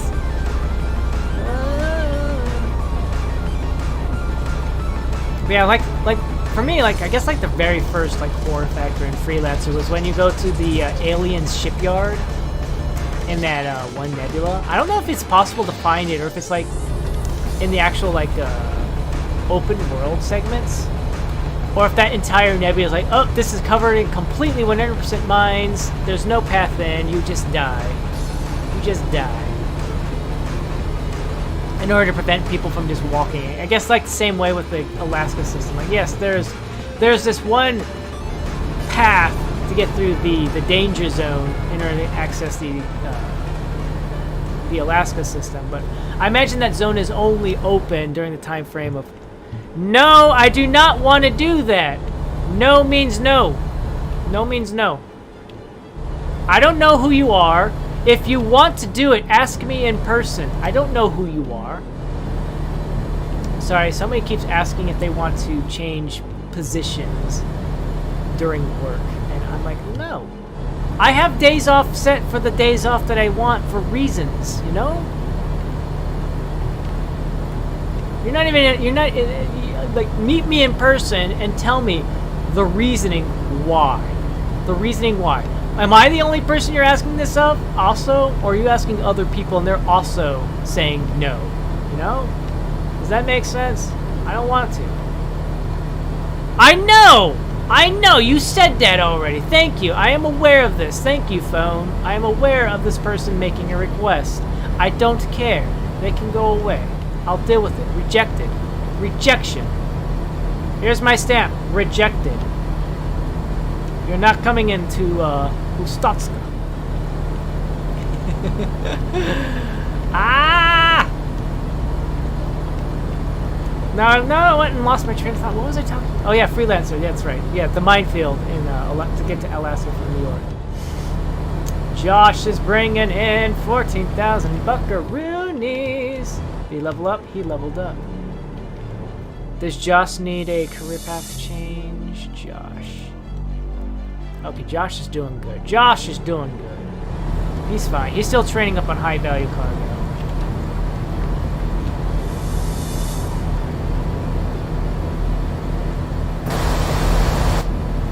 The car realized that I was a player. I was gonna jump in front of him, so he's like, I'm just gonna hit the brakes, let him go by. Knew what he was doing. Alright, we're gonna need to look for a gas station soon, but yeah. Like, and then like I'm gonna say Reinhardt. That's not Rhineland. The Rhineland space systems. Those were always kind of like, I want to say bizarre. Like there was nothing special about them. Sure, you had the Cloud Nebula under. Well, not the Cloud. Cloud Nebula was up in the. No! Stop it! Denied! Denied! Can I say cannot accept requests from this particular person? No! Denied, denied, denied, and denied. Are you even sure you know who you're requesting it from? Because you could be thinking of somebody else and you're requesting it from me. Stop it. No. Bad. Bad. Enough. But, yeah. Yeah, the Cloud Nebula was up on the upper areas of the map, the star system map. So, yeah. And the Crow Nebula, that's where the Japanese nation is. Which has, like, a lot of the most pretty stuff. And it's a lot of the outer world and the independent star systems were pretty. Those places are pretty interesting to look at. There was one place that, like, it was like in, I guess, human space. I guess it's like it has like a. Oh, so many things in that game are just so terrifying. Even though like it's not even supposed to be a scary game. It's just like a space simulator with some combat, and it's it's very loose in a lot of things. It's more fun and stuff. But like there's some things that I see in that game and it just terrifies me. Like I'm trying to think like like there was a system that had like a neutron star. Like apparently there was like, this huge war that Ryland took part in against, like, I guess a huge criminal organization, one of the criminal organizations in the star systems or whatever. I don't remember the exact name, the conventions and timings of it, but off the top of my head, mind you. And but basically, there was a system that had mines still kind of scattered around it, and I think it had like a neutron star. But like the backdrop kind of made me feel like there was like a black hole or something, and like I felt like there's just some things that are just scary prospects to me. Because I feel like nothing bad would happen. It's just like, oh no, you can't go further. Oh no, there's nothing out here. What are you doing? Because like, this even applies to like TIE Fighter and other, some of the Star Wars sim games I used to play back in the day. That was a gas station. And basically what I would do is, I would get terrified of accidentally going outside of the map. And it's kind of like, it's really weird, because I had this dream where I stepped outside the map and it went really weird or whatever. It was kind of like a strange night. It was like a nightmare. It was like half nightmare, half cool dream. But the prospect of how it happened, the transition kind of like terrified me. But here, allow me to explain the dream that led to the terrifying experience with the space sims and going outside the map, the designated map zone, like in Freelancer. Because like you have a map of the area of the particular mission, or like in Freelancer, the entire star system that you're currently located in. And you don't have to like stick to like the hard-coded areas where it's like, oh yes, there's definitely things here to look at and explore and whatever, like minefields for mining materials that you could grab at a sale or whatever. Anyways, the dream, it was kind of like a Star Wars sim kind of game. I don't know which one. It could have been X-Wing. It could have been X-Wing Alliance. I don't know. I just knew that you were playing as the Rebellion. You're on the side of the Rebellion. And I guess I was an X-Wing. I don't remember if I was in an X-Wing or if I was in the Millennium Falcon itself. But the thing is, I saw the second Death Star. The second Death Star was off in the distance, and we had to go fly in and do the Star Wars trench run, the Death Star trench run, you know? And the thing was, it starts so far away, and it'll gradually get bigger and bigger, and then all of a sudden, boom, like, I hit a wall or something. And I don't mean like hit like an invisible wall kind of thing, but like there was like this threshold that was like hardwired in, and if you pass this threshold, you automatically teleported into the trench itself to do the trench run. And it was such a startling thing that happened that I didn't register it, you know? And it just kind of terrified the crap out of me. And it's like you could just turn around and all of a sudden you'd be like in the trench, and then boom, you'd be right back out in space, and the Death Star would be at a distance. It's like, it made no sense in a transitory setup. So that's what kind of terrified me. And how does that tie into the actual video game and flying out of the map? Is like my only real experience of exploring outside of a map would be turning on no clip mode in Half-Life and Doom games. And like, I don't remember like what happens in Half-Life, but in Doom, like the last wall setting or whatever would just fly up. It would start like bleeding and blurring all over the place until you go back onto the map, and then it fixes itself.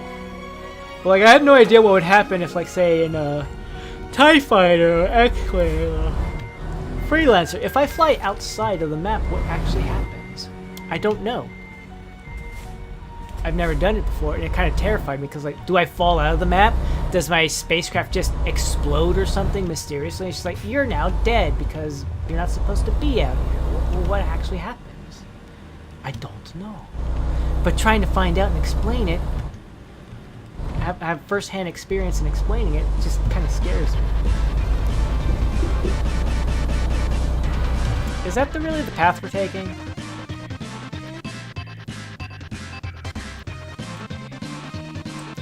I guess that's a path we can take.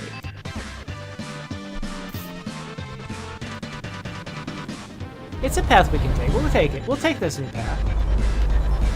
I'm pretty sure they wanted me to just drive on the interstate further down and go past Corpus Christi that way, but this works fine. As long as the traffic's fine. Because, like, I know in Freelancer that if you fly too close to a star, your ship just like, oh no, obviously, you fell into the star, your ship could not take the massive amounts of temperature, and then you die. That makes sense. You fell into the star and died to that. But what happens if you explore outside the system? Does it load into a different system based on which direction you flew? What happens? And TIE Fighter was kind of scary because that's an even older game. And I only like really played that as a youngin'. So that was just terrifying child night visions of horror and stuff like that. So I didn't know. I didn't know what to think. I didn't know what to expect. I just thought of horrifying, horrible things happening. Nightmare scenarios, as you will. Texas size. Oh. Yeah, that's like, as I was saying, it just kind of ties back to the whole freelancers. Like, yes, there's so much pretty stuff out there in the game visually, but there's also stuff that is just like, for me, it's scary. Like, and there's also some pretty interesting stuff that they do in taking into prospect of like how space can work. Like, a lot of the star systems will have like 2 or 3 stars with like the system's always usually geared around having a star like right in the center of the map, and then you have the planets going around it, blah blah blah. And then occasionally you'll have like an additional star or two that also kind of orbits around like the center star. Well, one system, I don't remember which name it is, but basically it did this. It had like 2 stars, and they were orbiting each other. But the thing was, if you look at the map, it looks like they're like right on top of each other. So like I was expecting to see like the stars would be like close to each other and all that jazz. Like, oh, they're really, really close, obnoxiously. Can I squeeze through here? Or is this gonna not work? It works. But what, because the way everything is usually set up on the map in the 3D space is all the planets, all things are kind of centered on the center plane, which kind of contradicts like how it would really set up. Like, not everything's going to be on the same exact plane, and so what made this particular star system different was they actually placed the star in the center, like you have the normal center map star. And then they had one that was way up, compared to everything else. And I was like, that's so interesting. Why haven't they done this with other? Why haven't they done this with any of the other systems? Who knows? Maybe it was just a fun experiment they were trying to do with, and it just didn't work out for other things. Or maybe they thought it would confuse players if things weren't on the same level plane. Well, who knows? Who knows? Maybe there's some corporate or gamer kind of thing. Maybe there's some explanation related to that in psychology or whatever, and that's the reason why they never actually did it the way it could like be all the time. And they had another one, I think it was Unknown System 2, which is the one I find the more terrifying, just flat out terrifying, because when I look at the skybox backdrop or whatever, it's like you're like in this tunnel. It feels like you're stuck in this tunnel that goes on forever in both directions. But for me, the scary aspect is my mind doesn't think of it as a tunnel that stretches on infinitely. To me, it's more like it's like a sealed container that you can't escape or whatever. You just like did a warp jump into like a container. and there's like something massive just like looking in from a distance. You can't quite make it out because you're so small. But what made that map particularly interesting is apparently like they do have stars on that map, but they position it so that way if you're looking at the sky backdrop, the stars are like on one end of the tunnel. And then of course you got this little map. There's a couple like there's a couple planets like robots versus monkeys. Ha ha ha! Very funny stuff. Very funny stuff. But still, it's like the way the map was like so scary. And Unknown System 1, that one's very pretty because it's like you're like in this. Like this really purple pink nebula with clouds and stuff like that, but the way it's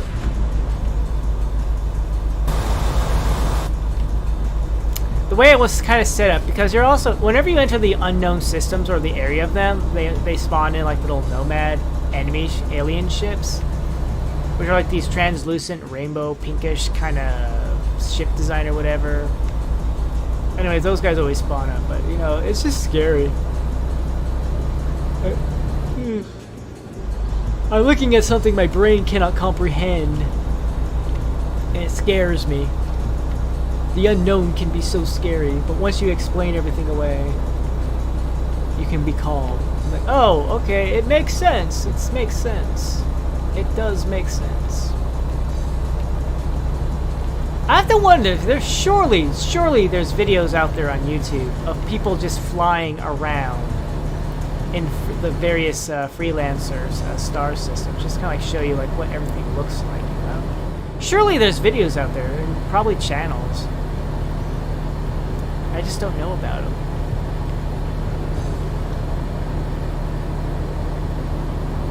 I don't know. I'm gonna get a drink. I feel a slight burning sensation at the back of my throat.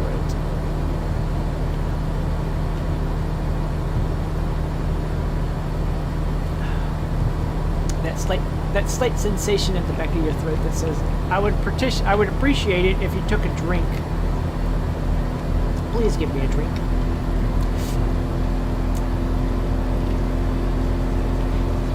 Whee! I suppose there's also things that, like, even though I understand it, it still kind of scares me. Like, for example, it's like spiders don't scare me, but there's some things that have arachnid appearances that can scare me. The reason I brought this up is because there's System Shock 2 music playing in the background right now, and it makes me think of the arachnid. And I was just thinking like, oh yeah, that's right. We're talking about scary stuff in Freelancer. How about if I talk about the terrifying spiders or spider-like creatures in video games that do scare me? Like, I've made it apparent in like other videos about the whole facehugger thing and how facehuggers are like, but again, that's something that's like literally jumping at your face. And I imagine anybody will be startled and very upset when something jumps at your face with intentions that you do not agree with. No, I do not agree to have you smother me as you lodge a parasite down into my throat, into my body, so that way it might grow and then tear me apart from the inside out. No, I do not agree to this. I do not agree to this situation. This arrangement is, I find, to be very disagreeable. But like the arachnids from System Shock 2, the spider monsters, I don't quite know what it is. It's like they have their little noise, but like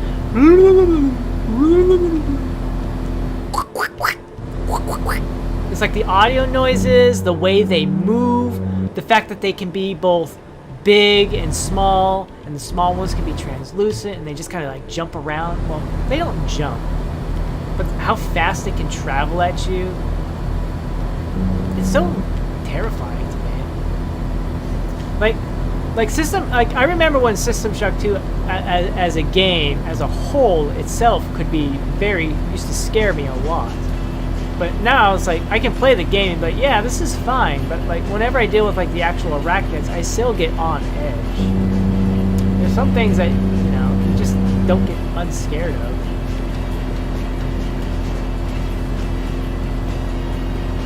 It sets off the alarm bells in your mind. It's like, do we fight or do we run away? Or we just cower and accept our fate?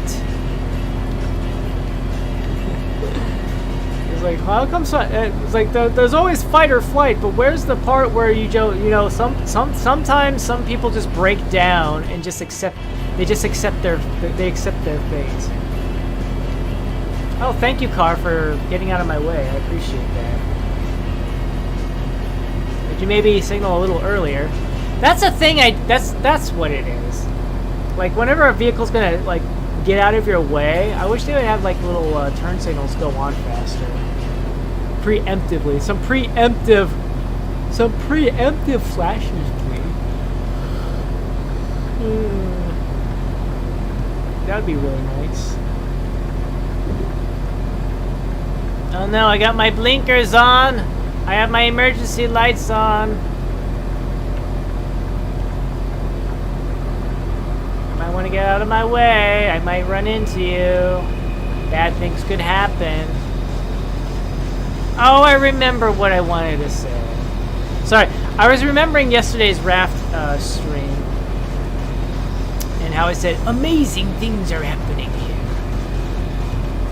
And I remember Luca was saying like, "Why do you say it like that?" Like, I in the moment I completely forgot, but like, and I never got back to her. But I was like, I'm saying it like that because I'm just mimicking a character from Doom 3. The way Dr. Petruger says, amazing things are happening here. Just wait and see. You just don't know it yet. And then horrible things happen instead. And he disguises it. Oh, this is nice. We actually want to be invaded by demons. You just don't know it yet. You'll see things our way once you're dead and possessed by evil spirits. Then you'll have no choice but to accept your fate.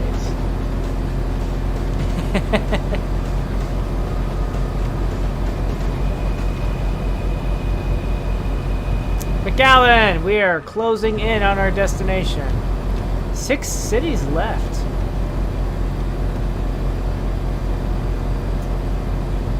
I do get curious, like how sometimes the range of some of these city discoveries, like sometimes you have to be like right smack dab in the center. It's like, oh, you discovered the place, and then other times you can just brush the very outskirts of a city. And you're like, oh, you've discovered this.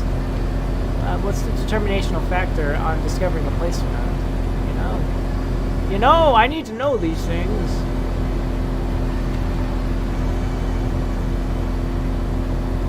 I just had a silly thought. I just had the silliest thought. If there's ever been like a speed run kind of thing, where it's like, I'm going to speed run, discovering every single city in a truck sim game. There's like a video out there. It's like speed run, discover all current cities.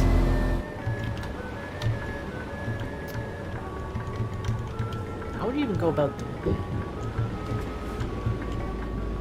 Boop. It's fine. Everything's okay. We're turning left up here. The cargo is fine. The trailer's slightly beat up. Oh, hey! We're gonna go into the little delivery dock here. See, I can do that. Watch me. Watch me deliver this exactly how it needs to go in. Well, not exactly how it needs to go in, but how I'm gonna get it in.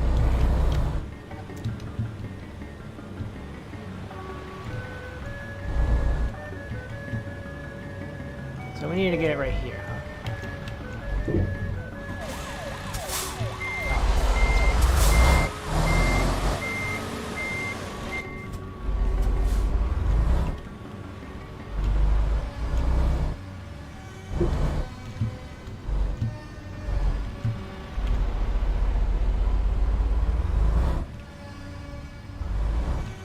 Get off the wall, please. I would appreciate it. Thank you.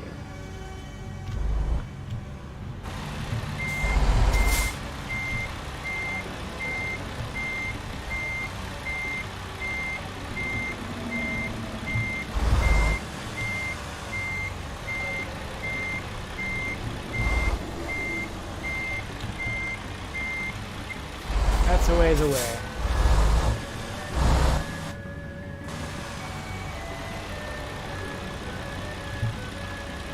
There we go.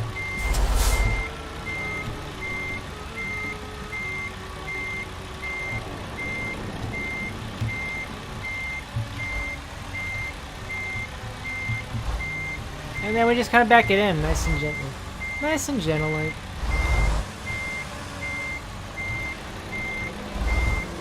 See? Easy.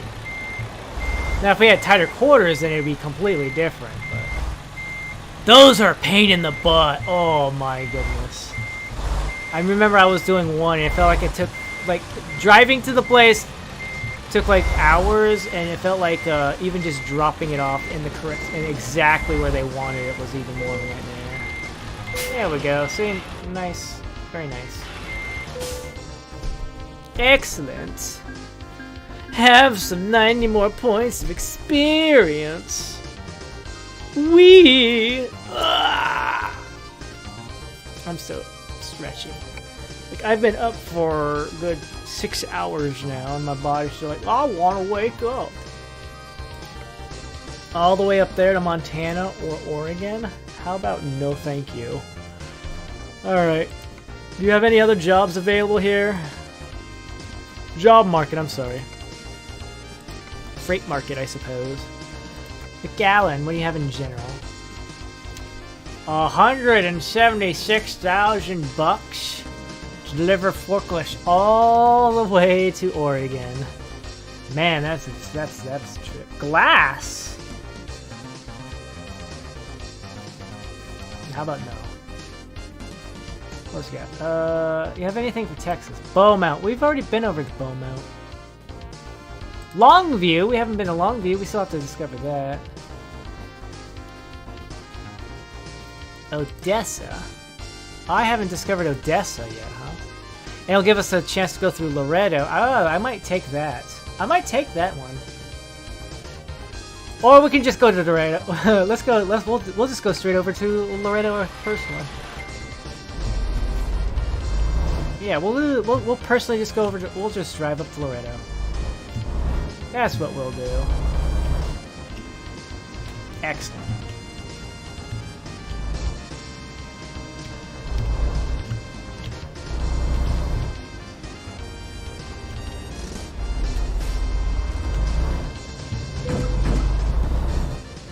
That car ran into me. You see that? Awful. He saw me pulling out and he's like, I'm just going to keep going as if nothing's happening. You're probably looking at their phone. You're looking at their phone, not even driving properly. How dare they? I can multitask. Uh-huh, that's why you crashed into a vehicle. Isn't that right?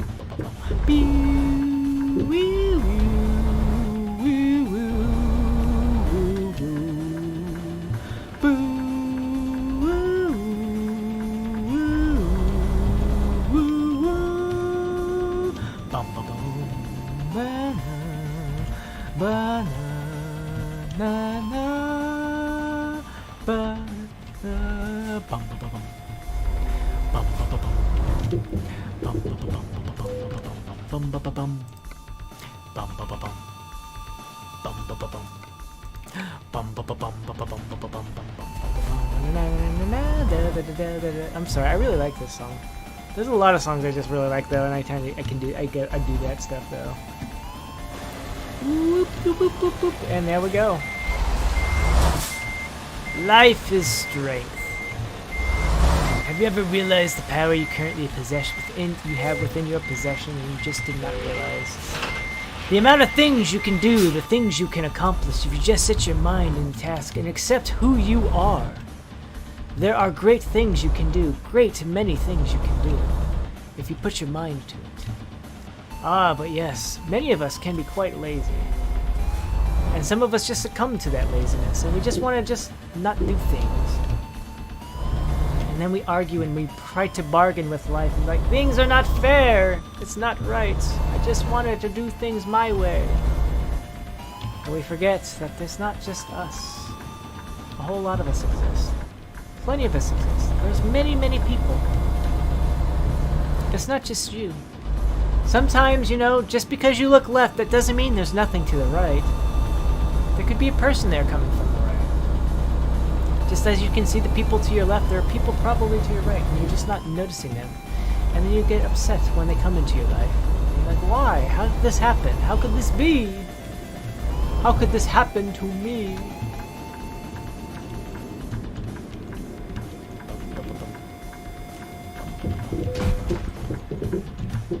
That's ditch.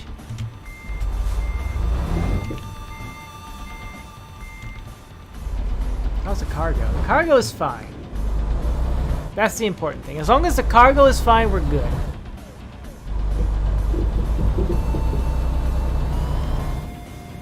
Alright. Yeah. It's kind of like the ocean, I guess. Space and the ocean are so alike. You can't breathe. You need all this stuff around you to make sure you don't die.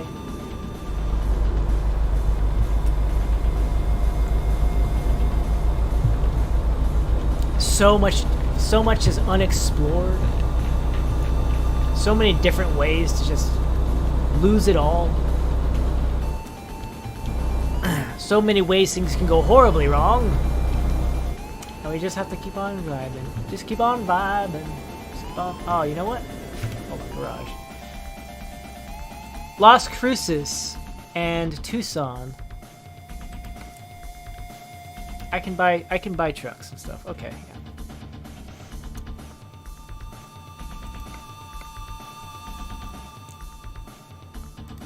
What are you driving? Peterbilt. I got it. Okay. Peterbilt. Peterbilt. Peterbilt. Peterbilt. Boom.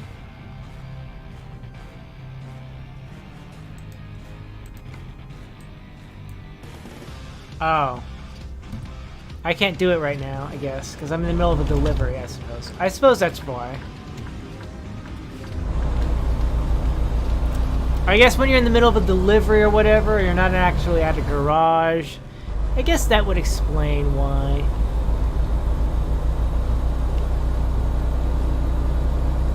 I'm out here on the road, so I can't do manager stuff.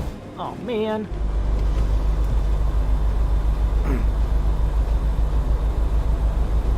Oh well. I guess we'll have to figure something out, won't we?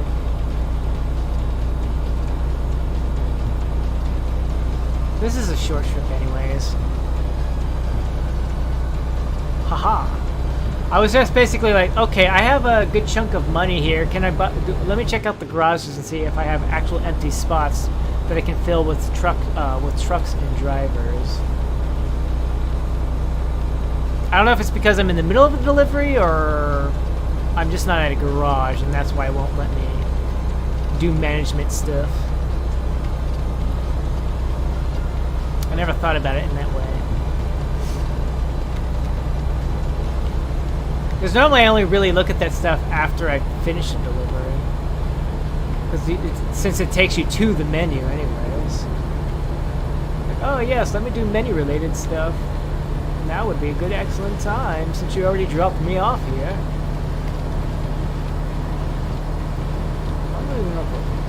So we started at that time and it's probably been about 2 hours. That's fair enough.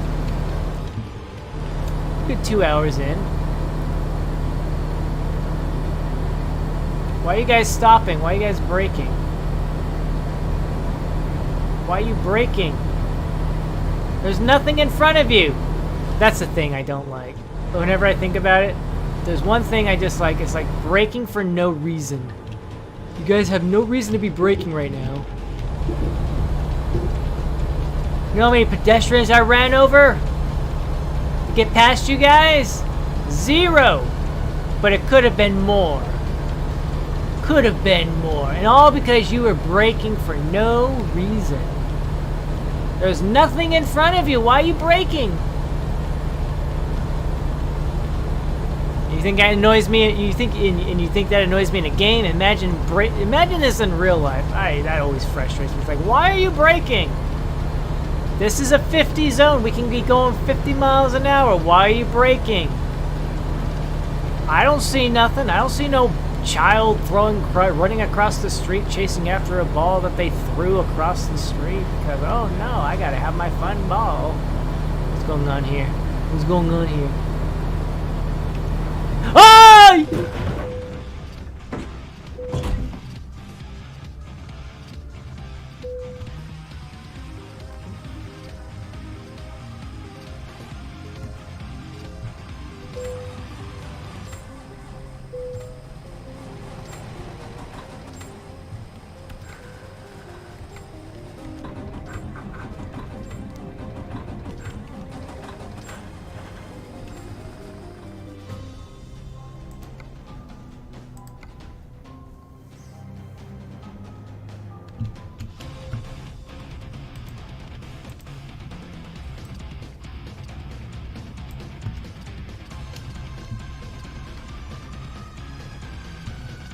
How did this happen?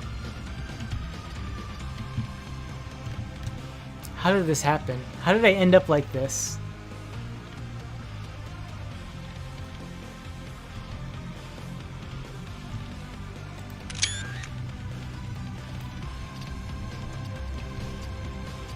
I don't understand how that could have happened.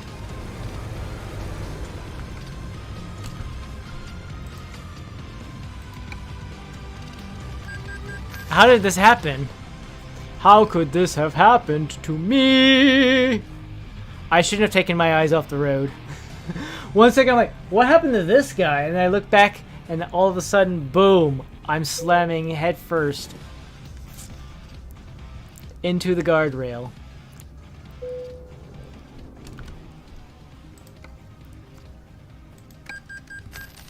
What was that?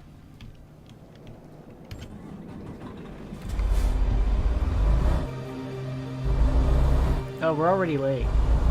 We're already late. Although, to be fair, they did drag me closer to the actual customer.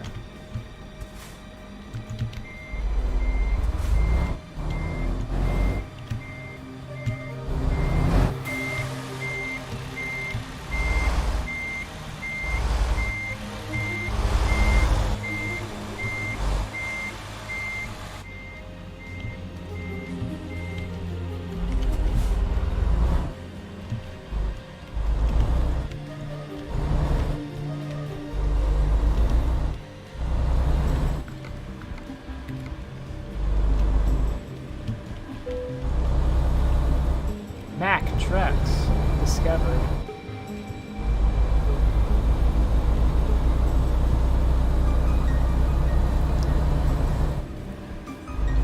I have to wonder what time it was when I accepted the delivery. I'm wondering like how far out I was. Like when the crash happened, what time was it in game?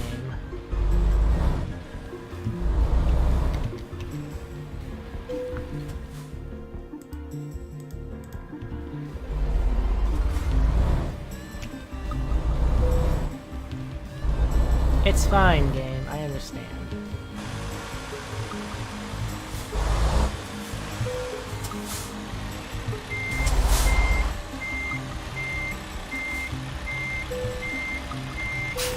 This is the second time, I think, where I'm late because I accidentally goofed.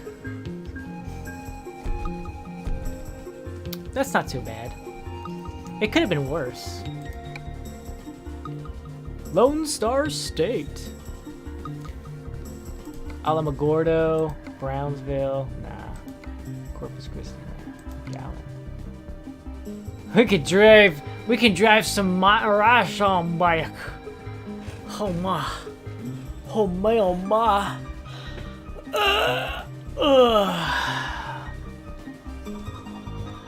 Alright, maybe now I can do the truck manager. Sorry, truck dealer. No! Is it because of that? Oh, did I was supposed to click on something.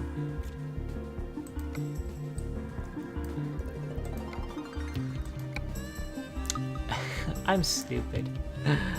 Ah! Customize. Smaller.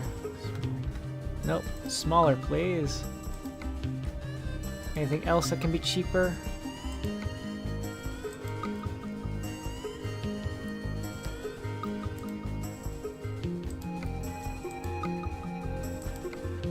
How much is a custom paint job?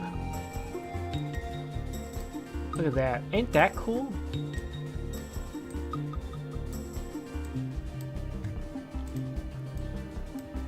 Whoa.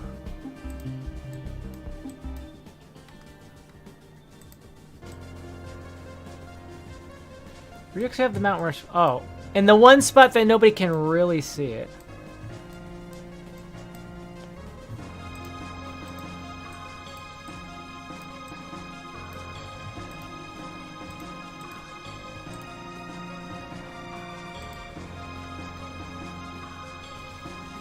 Alright, we're going to confirm that is going to be a purchase. Tucson. LA. Las Cruces. No. Actually, yeah, we'll do Las Cruces. Somebody can set up here. Yeah. And we'll just hire a new driver. Recruitment agency. Alright. This is the best of the best, huh? But you know what? I would prefer your cheapest dude.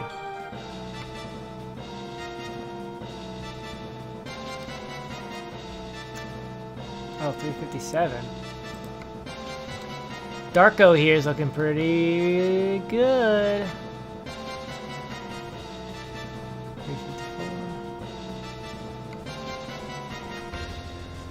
Martin's looking even better. Can we go lower than 354? No.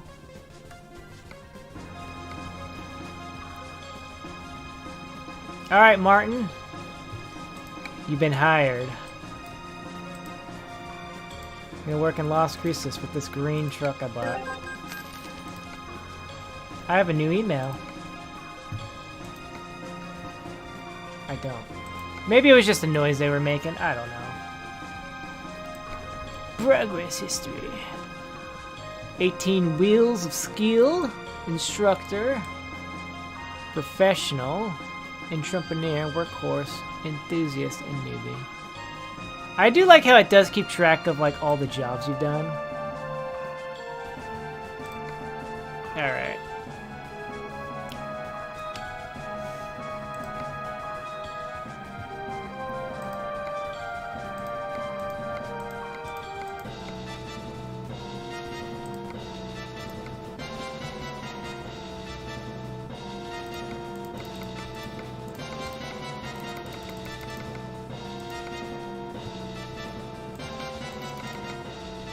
Was this chassis?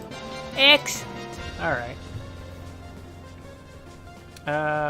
Job market. Do we have anything in here?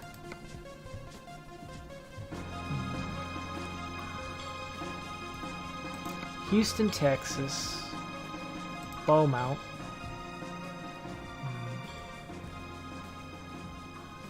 Longview. I haven't discovered Longview yet.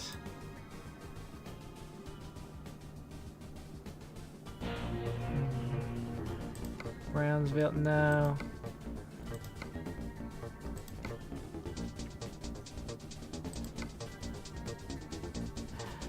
So what's your highest paying job?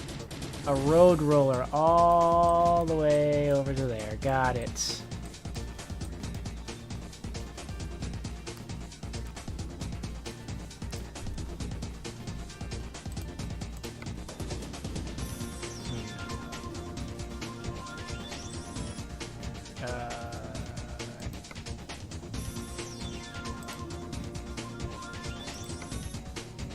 Oh, it does cost money to travel. That's a thing. That's a thing. Yeah. The thing the thing I saw was like it was absolutely free to drive around. 100% free to quick travel. So I guess it works in Euro Truck Sim too, but it doesn't work in American Truck Sim. Or maybe it was something that got patched out and they're like, oh, this doesn't seem right.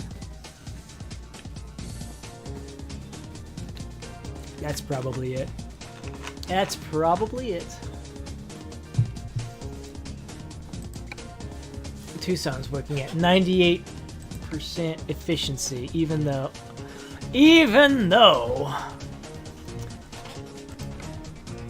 yeah, who can say? All right, I'm gonna run to the bathroom real quick, so I'll be right back. Let me go ahead and throw up an interlude. There we are. All right. Interlude, go.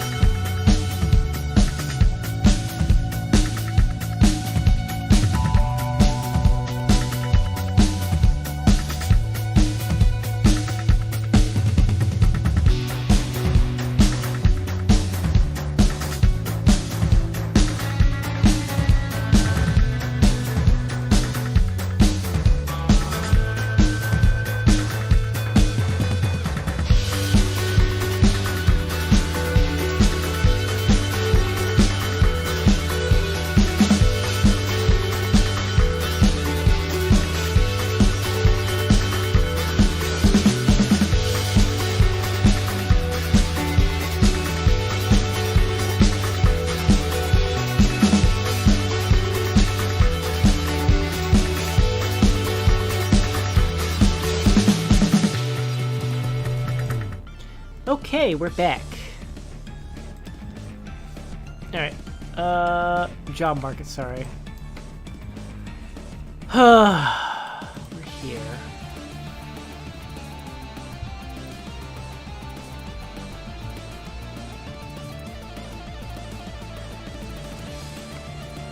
When does it need to be there? It needs to be there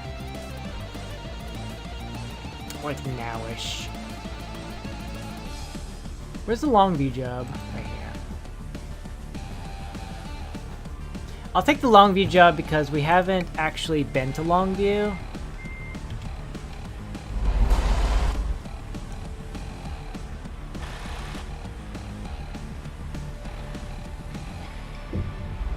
There we go. Alright, we'll go ahead and deliver to Longview real quick. Well, we have to actually get the cargo first, don't we?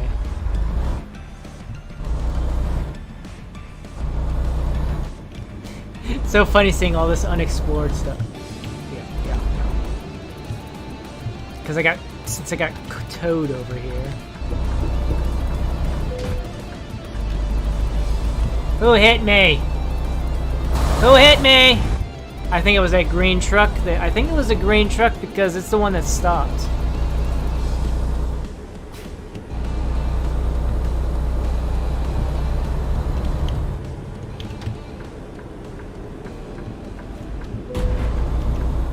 Stop tagging me. Stop tagging me with your car. Stop tagging me. I'm turning perfectly fine and driving on the road and all these people keep tagging me. Stop it.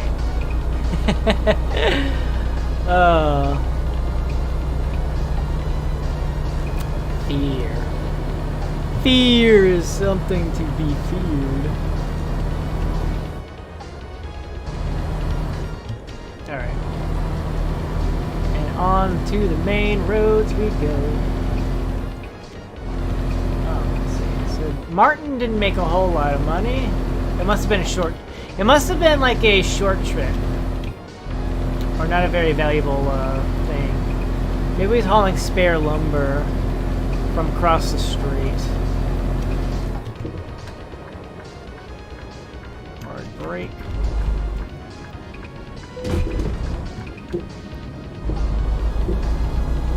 Oh, we're driving into another Wahlberg, are we?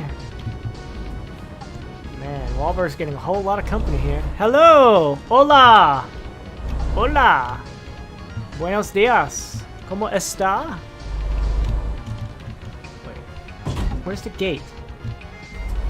Why wasn't the gate already open?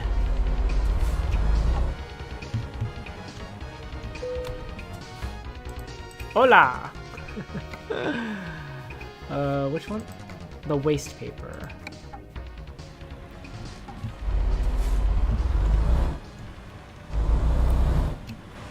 Hello, welcome to the stream.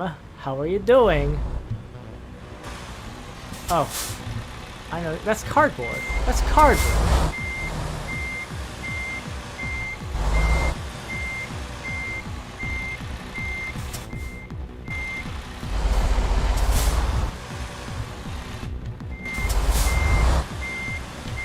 And we hitch it, and we take off. And off we go! Hello, Seat Rye. Hello. Alright, and then off we go. It's like they see me. I don't understand why you have to get so close to the gate for it to finally register that, oh, the person is here. Let's open the gate. You knew I was here. You saw I was... In the real world, somebody would have seen the vehicle, the truck approaching with, and be like, oh, we should probably open up because they're here.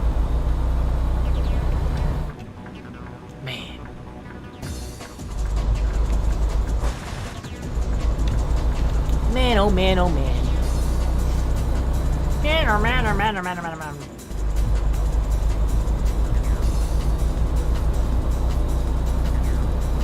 I got enough time. I can make it work. And then we go. How's it going? Alright, we're gonna gas up so that we have a full tank of gas. And then we'll head off. We have 9 hours to deliver the cargo.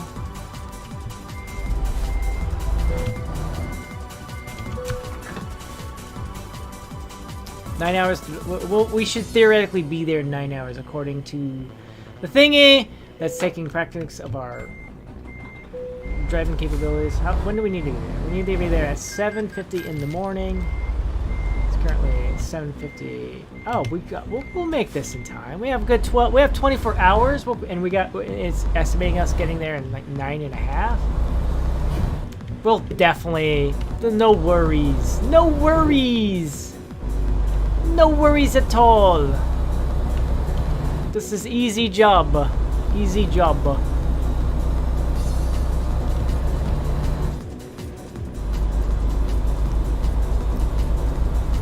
Yes. Very good stuff. We're driving down the highway, making our way up to Longview. We got some waste paper to deliver right now. And this is where we make our right turn. These junctions are a little funky, but only because the other vehicles are getting in our way. I have the shuffle on the media player, I'm pretty sure I do. I wish there was a way I could set it up so that way it does replay and shuffle, but it only replays songs after every single song has played at least once. But apparently that's asking too much.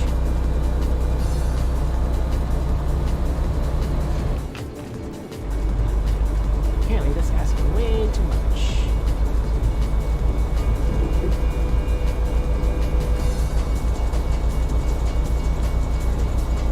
Why was that car just sitting there? Did not realize it could go. Was there some sort of invisible stoplight that I'm unaware of?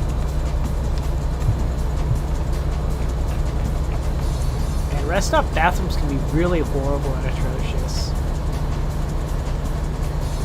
At least some of the open air ones are able to be a little bit better, but I feel like it's like a weird mixture of like open air ones feel like they have the most ugh factor, simply because it feels like it's being reasoned by the janitorial service. Like, oh, it's fine. It's open. It allows open. There's open air access, so all the nasty fumes can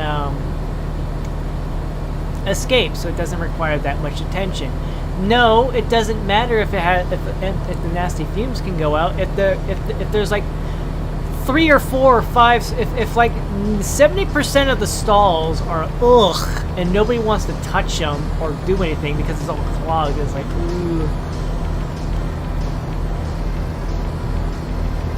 Yeah.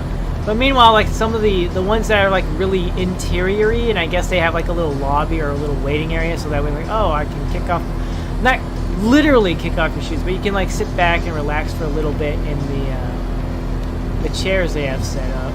Honestly, like, why would you do that? You've been sitting in your car, your vehicle, for however long. Don't you want to like walk around, stretch your legs and stuff, get like yeah, you know? I have a general time of just enjoying moving around a little bit instead of being all stuffed up in the driver's seat or passenger seat, because not all the time you're not always the driver. You can be the passenger and need to stretch your legs as well because they're cramped up, depending on how much leg space you have. Like, I imagine like passengers and navigators have a little more wiggle room when it comes to leg space than drivers. Because drivers, if you stretch your leg, you're stretching. You could be stretching directly into a brake or gas pedal.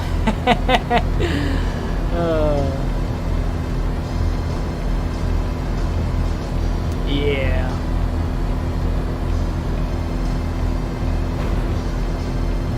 Well, I don't know what I hit there, but it didn't cause any damage to the cargo, so it's fine. It's fine. Who needs to look? I don't know why I have all these mirrors. I don't really even use them.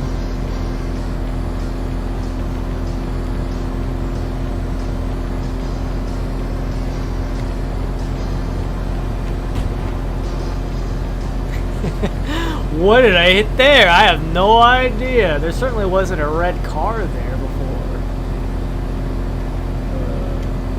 Normally I try to have this set up like this, so that way I can at least see what's going on in my left mirror there, but I don't know.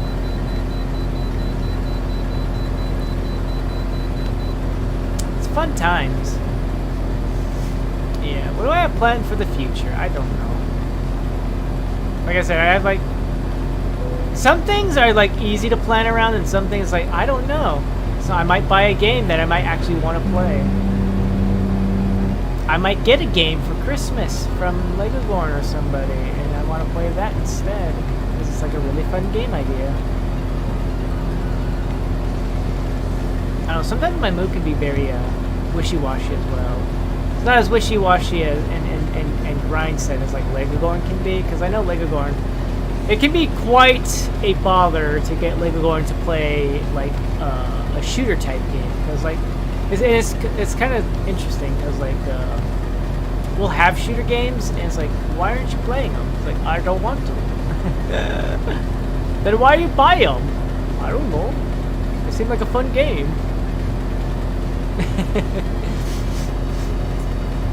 It always felt like it's like back when we were doing like the Borderlands games.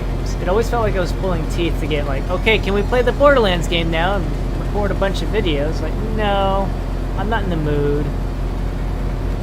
Oh, but what if we want to play World of Warships? Oh yeah, I'm totally down for that. We can totally play World of Warships.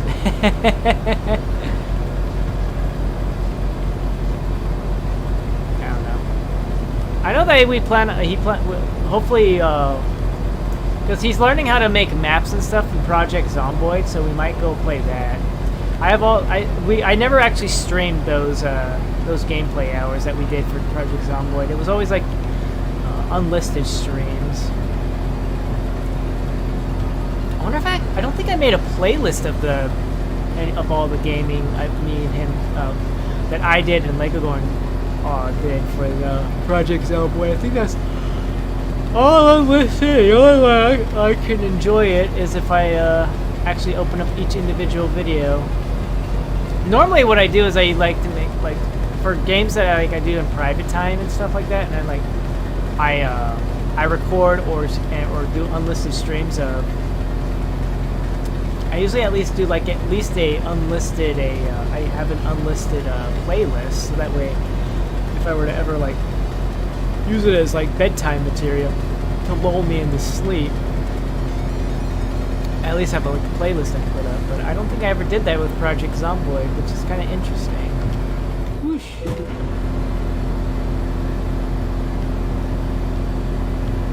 Excellent. Hello. Hello, hello, hello.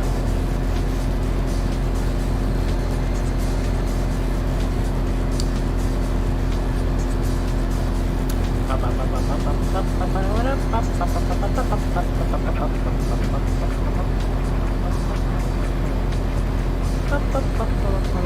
never actually really do this too much because normally the roads are all like really twisty and all over the place, so I don't really have time to really like look around and observe the surroundings, you know? I'm bobbing and weaving traffic, kind of looking at everything else. Not really looking at the actual surroundings that I'm driving past. Which is kind of interesting because, you know, considering the fact that it's supposed to be a relaxing game and you're supposed to chill out, enjoy the road, enjoy the sights going on around you, a lot of the scenery just passes me by and I don't really like look at it.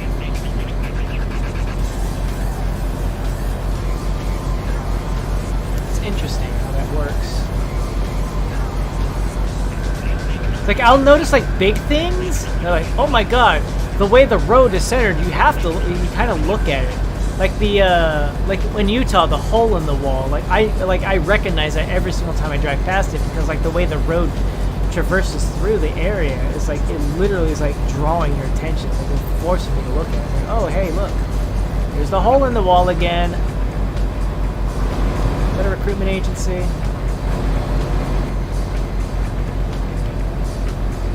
Oh no, that's a dealership. That's what that is. That's a dealership. These things happen. I'm like thinking about like things. It's like, oh no, what's gonna happen? Yeah, like stuff like that. It's like, how am I?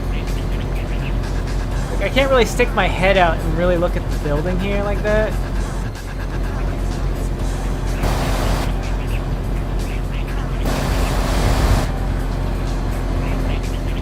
Stuff like that, without driving all over the road.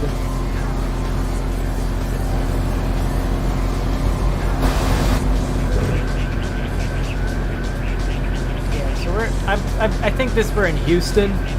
Are we in Houston, game? Let me look at the map. Oh, we're in Austin. It's a city. We're in a city.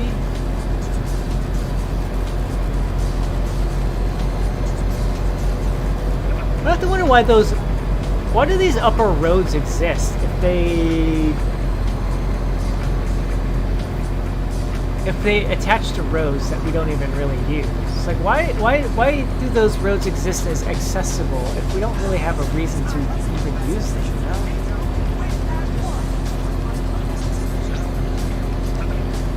Like, I can understand these roads here because you could be crossing this bridge in order to get access to that road you're coming off, heading in the opposite direction. I've never actually been in a situation, clearly, where I've had to do that thus far in the game.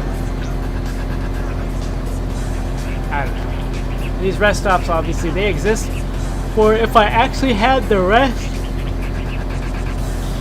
If I actually turn the fatigue meter back on, I would actually have a reason to visit a lot more of these rest stops. Well, like when I was getting the image for the thumbnail, I did that. I jumped on the other account, the other profile, in order to do it. And I have everything kind of turned on there. I have all the fines and fatigue meter. It was kind of jarring. It is kind of jarring to go back and play the game normal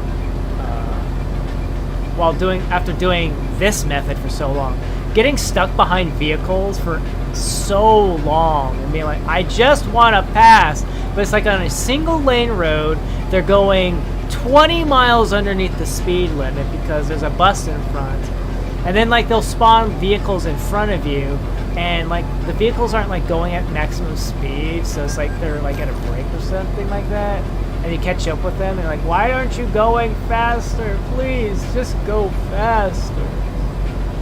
Oh my goodness. You know, stuff like that. Very frustrating. I mean, I thought there were like levels of frustration while I'm playing like pedal to the metal style. Just driving all over the road, just getting there with without thinking about consequences and stuff like that. And it's like, but how do I do it? And then like I swap over to like, oh no, just do the casual drive experience, just enjoy the landscape, chill out, listen to music. Waco Stadium. And stuff like that, you know? Very casual, like, it's like, it was so weird how much of a jarring experience it was going from like, what is it, phone? It's probably telling me about the weather. Or it's probably a text message. Checking in, seeing like, hey, how's everything doing? Everything's fine, thank you. But like, yeah, going from this to just playing the game normally, I feel like it's kind of, I don't know, like the closest thing I can think of is like, imagine like a speedrunner playing a game without trying to speedrun it. Once you do things in a certain way sometimes, it's really hard to undo it. Like, I guess like the closest, the easiest way to explain is like when you play Skyrim as a stealth archer, and then you're like, I am going to play as a different build. I will not at all pick up a bow. I will not at all activate stealth mode. I will be doing a two-handed berserker run, and then all of a sudden, without even realizing it, you go right back to playing as a stealth archer without even realizing it, that you're doing it.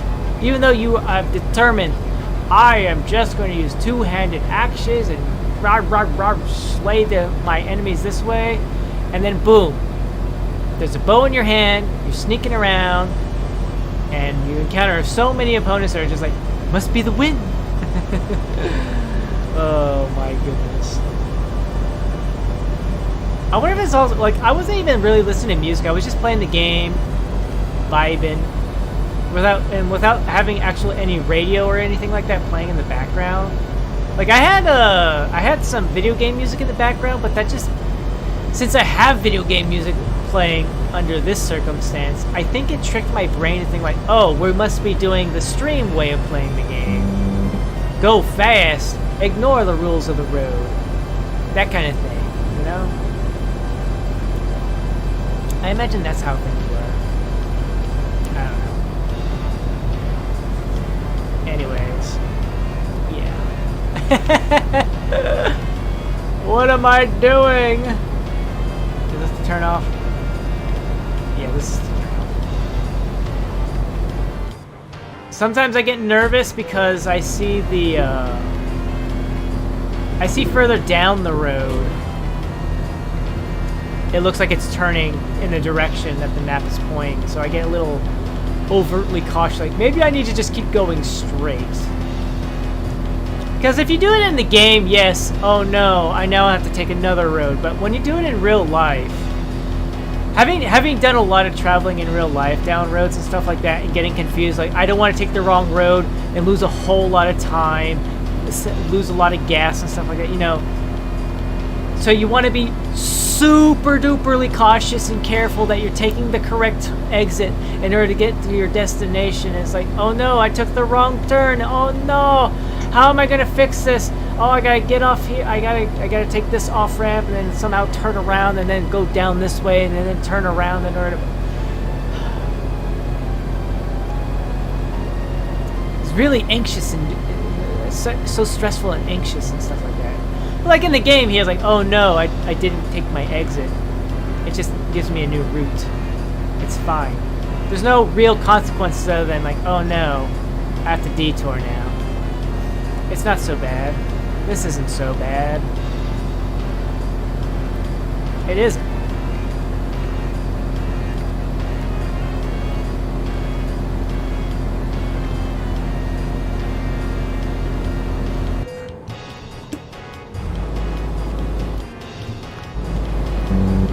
It really isn't so bad in a game. I guess that's what it can be true for a lot of things. So having a video game situation will make it so it'll be fine. And don't really think about too much about consequences for actions that you do in a video game. It just kind of works out in its own way, so that way you're like, okay, this is fine, everything's okay, everything's cool, it's fine. I don't have to worry about it too much. I don't have to worry about bad decisions and observations going into the out the window, like, oh no. Kind of like, I guess, like I think about like Among Us, like you got the people who are like, they focus really hard on player movements and locations and stuff like that, sitting on cams, observing vitals, checking the admin table, getting all that stuff in order to like, I have deduced based on location of this body and blah blah blah and the timing and everything, it must be this person right here, it can only be them. And they are correct. That person is the imposter and they get thrown out. It's like, how did you know? Whereas, say, somebody like me, when I play, sometimes I get caught up in just doing, like, tasks. I like doing the tasks. It's such a fun little minigame. And then I don't even really think about, oh, where's the other players moving? Whenever I see a person walk by, it's like, okay, is this the part, is this when I die? Am I gonna get killed by the imposter? One moment here. Let me deal with this. Hello. Goodbye. There we go. Yes. That's the second one today.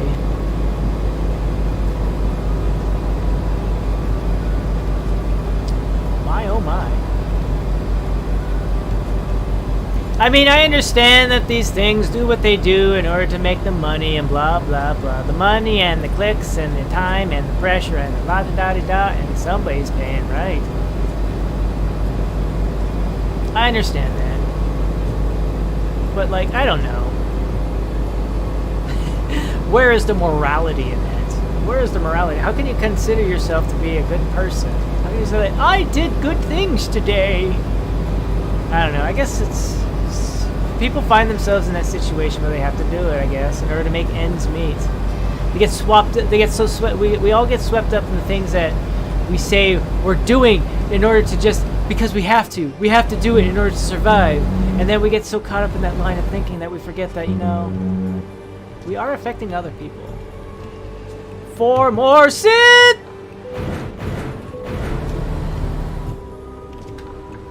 Tease.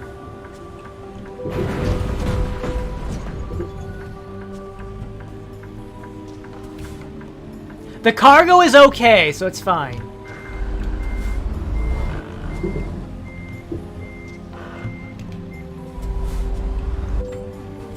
It's fine. It's fine. It's fine.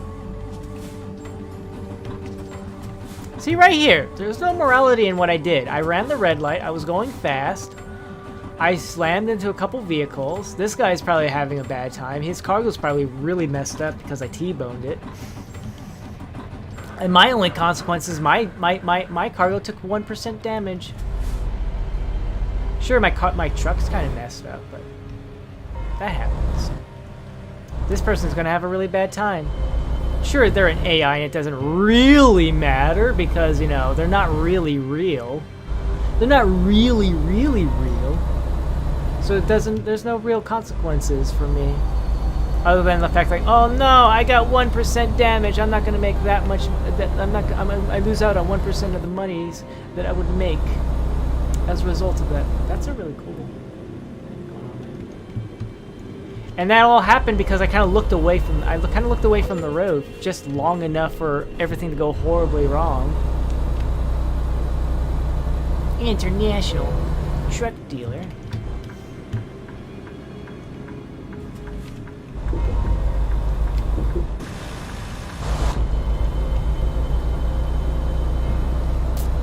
I suppose that is one of the things I kind of like. It doesn't even matter if like I'm doing it like casually or like this style, this speeding along kind of thing. I wish like you could like the signs were more readable. I feel like compared to like real life, when you feel like there's so many times I feel like in real life like you can see a sign, what it's saying and stuff like that. But here, so often it feels like the signs are just like whoosh and they're gone, and you barely have time to even register what they're saying. Sure, some of the times I'm going like 90 miles an hour in a 50 zone, but I don't know.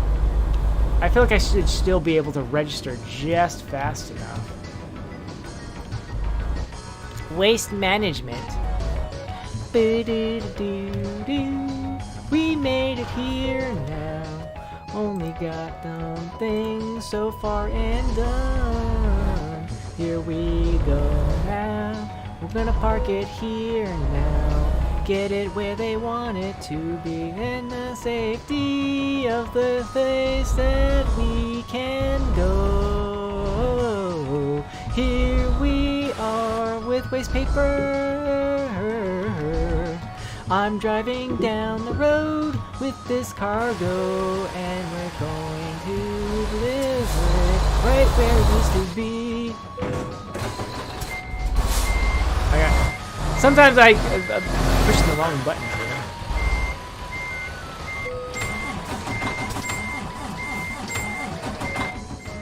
I should have just said I'm in a hurry.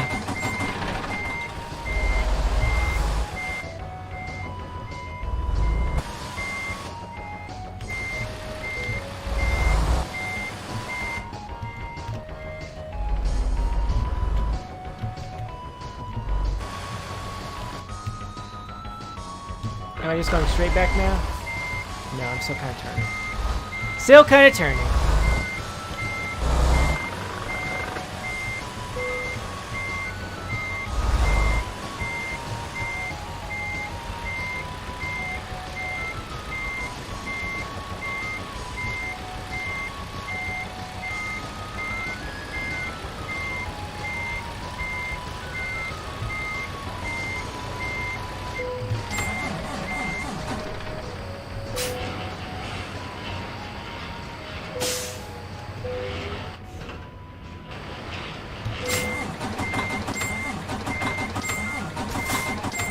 We got it. We got it. It's fine. I just need to back it up a little more. I just need the engine to work.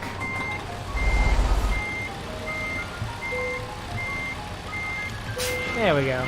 I just wasn't in the exact spot they wanted. There we go. Late fee. See, by putting it in the proper spot, it allowed me to get money. Fort Collins. Scrap metal, a wheel lower, forklifts. No, thank you.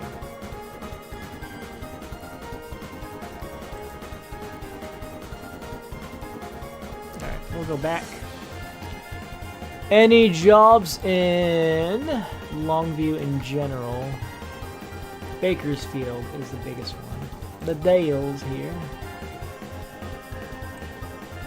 I mean over here, right? Wait, what was that? Nitrocellulose. Nitrocellulose. For, Prim. Prim.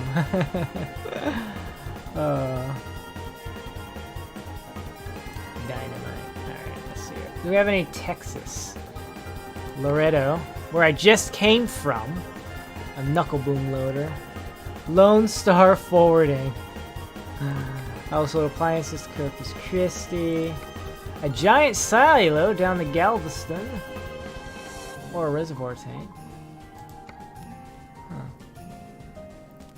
I do have Roswell.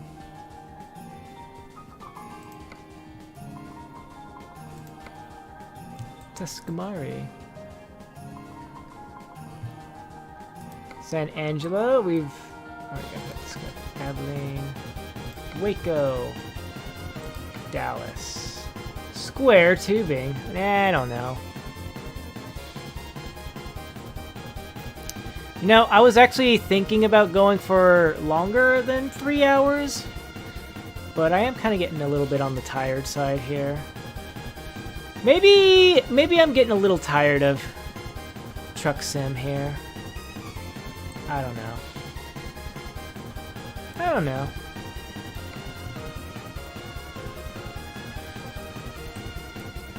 That's a truck dealership. Anything else there in Longview? Lufkin. Oh yeah. Oh wow. Wow. It almost like when I was this close, I was like, okay. But it almost looks like Tyler, Lufkin, and oh my goodness, we're so close to each other. It looks so close. Like if I didn't see Tyler there, I would have thought this entire area was Longview. Man.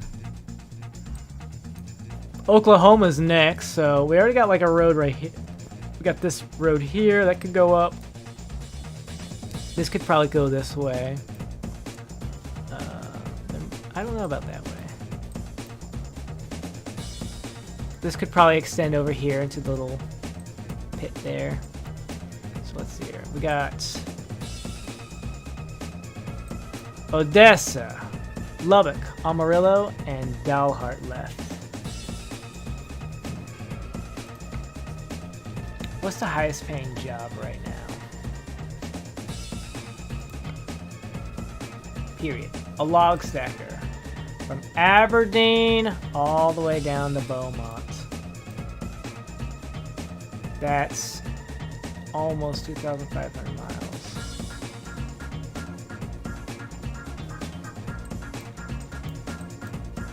That's not even Bellingham. Could you imagine going from Bellingham?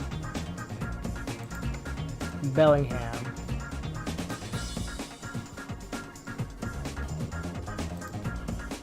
Actually, let's not go by price. Let's go by... Okay, yeah, it's still those two. Log stacker and mulcher. Super long.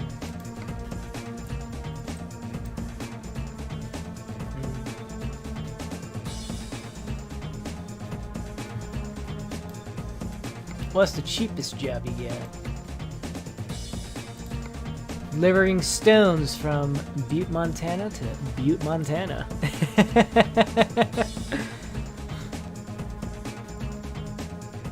Huntsville, Texas, Longview. Alright. Actually I'm curious.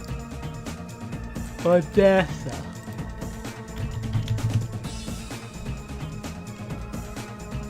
If I was to do a quick job. Junction, all the way there. Van Horn. Yeah. How about Lubbock?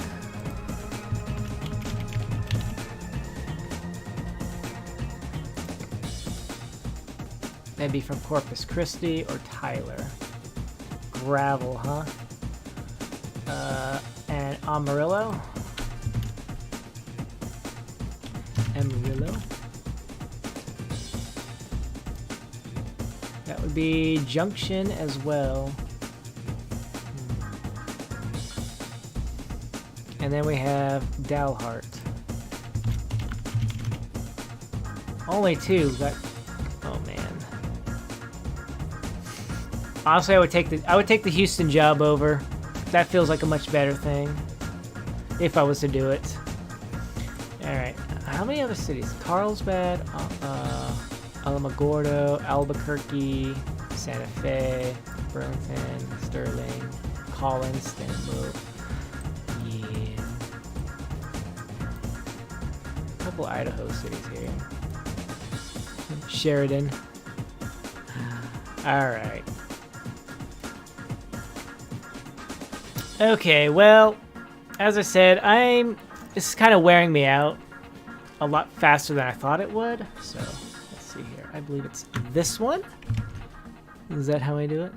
There we go. Yes, it is how I do it.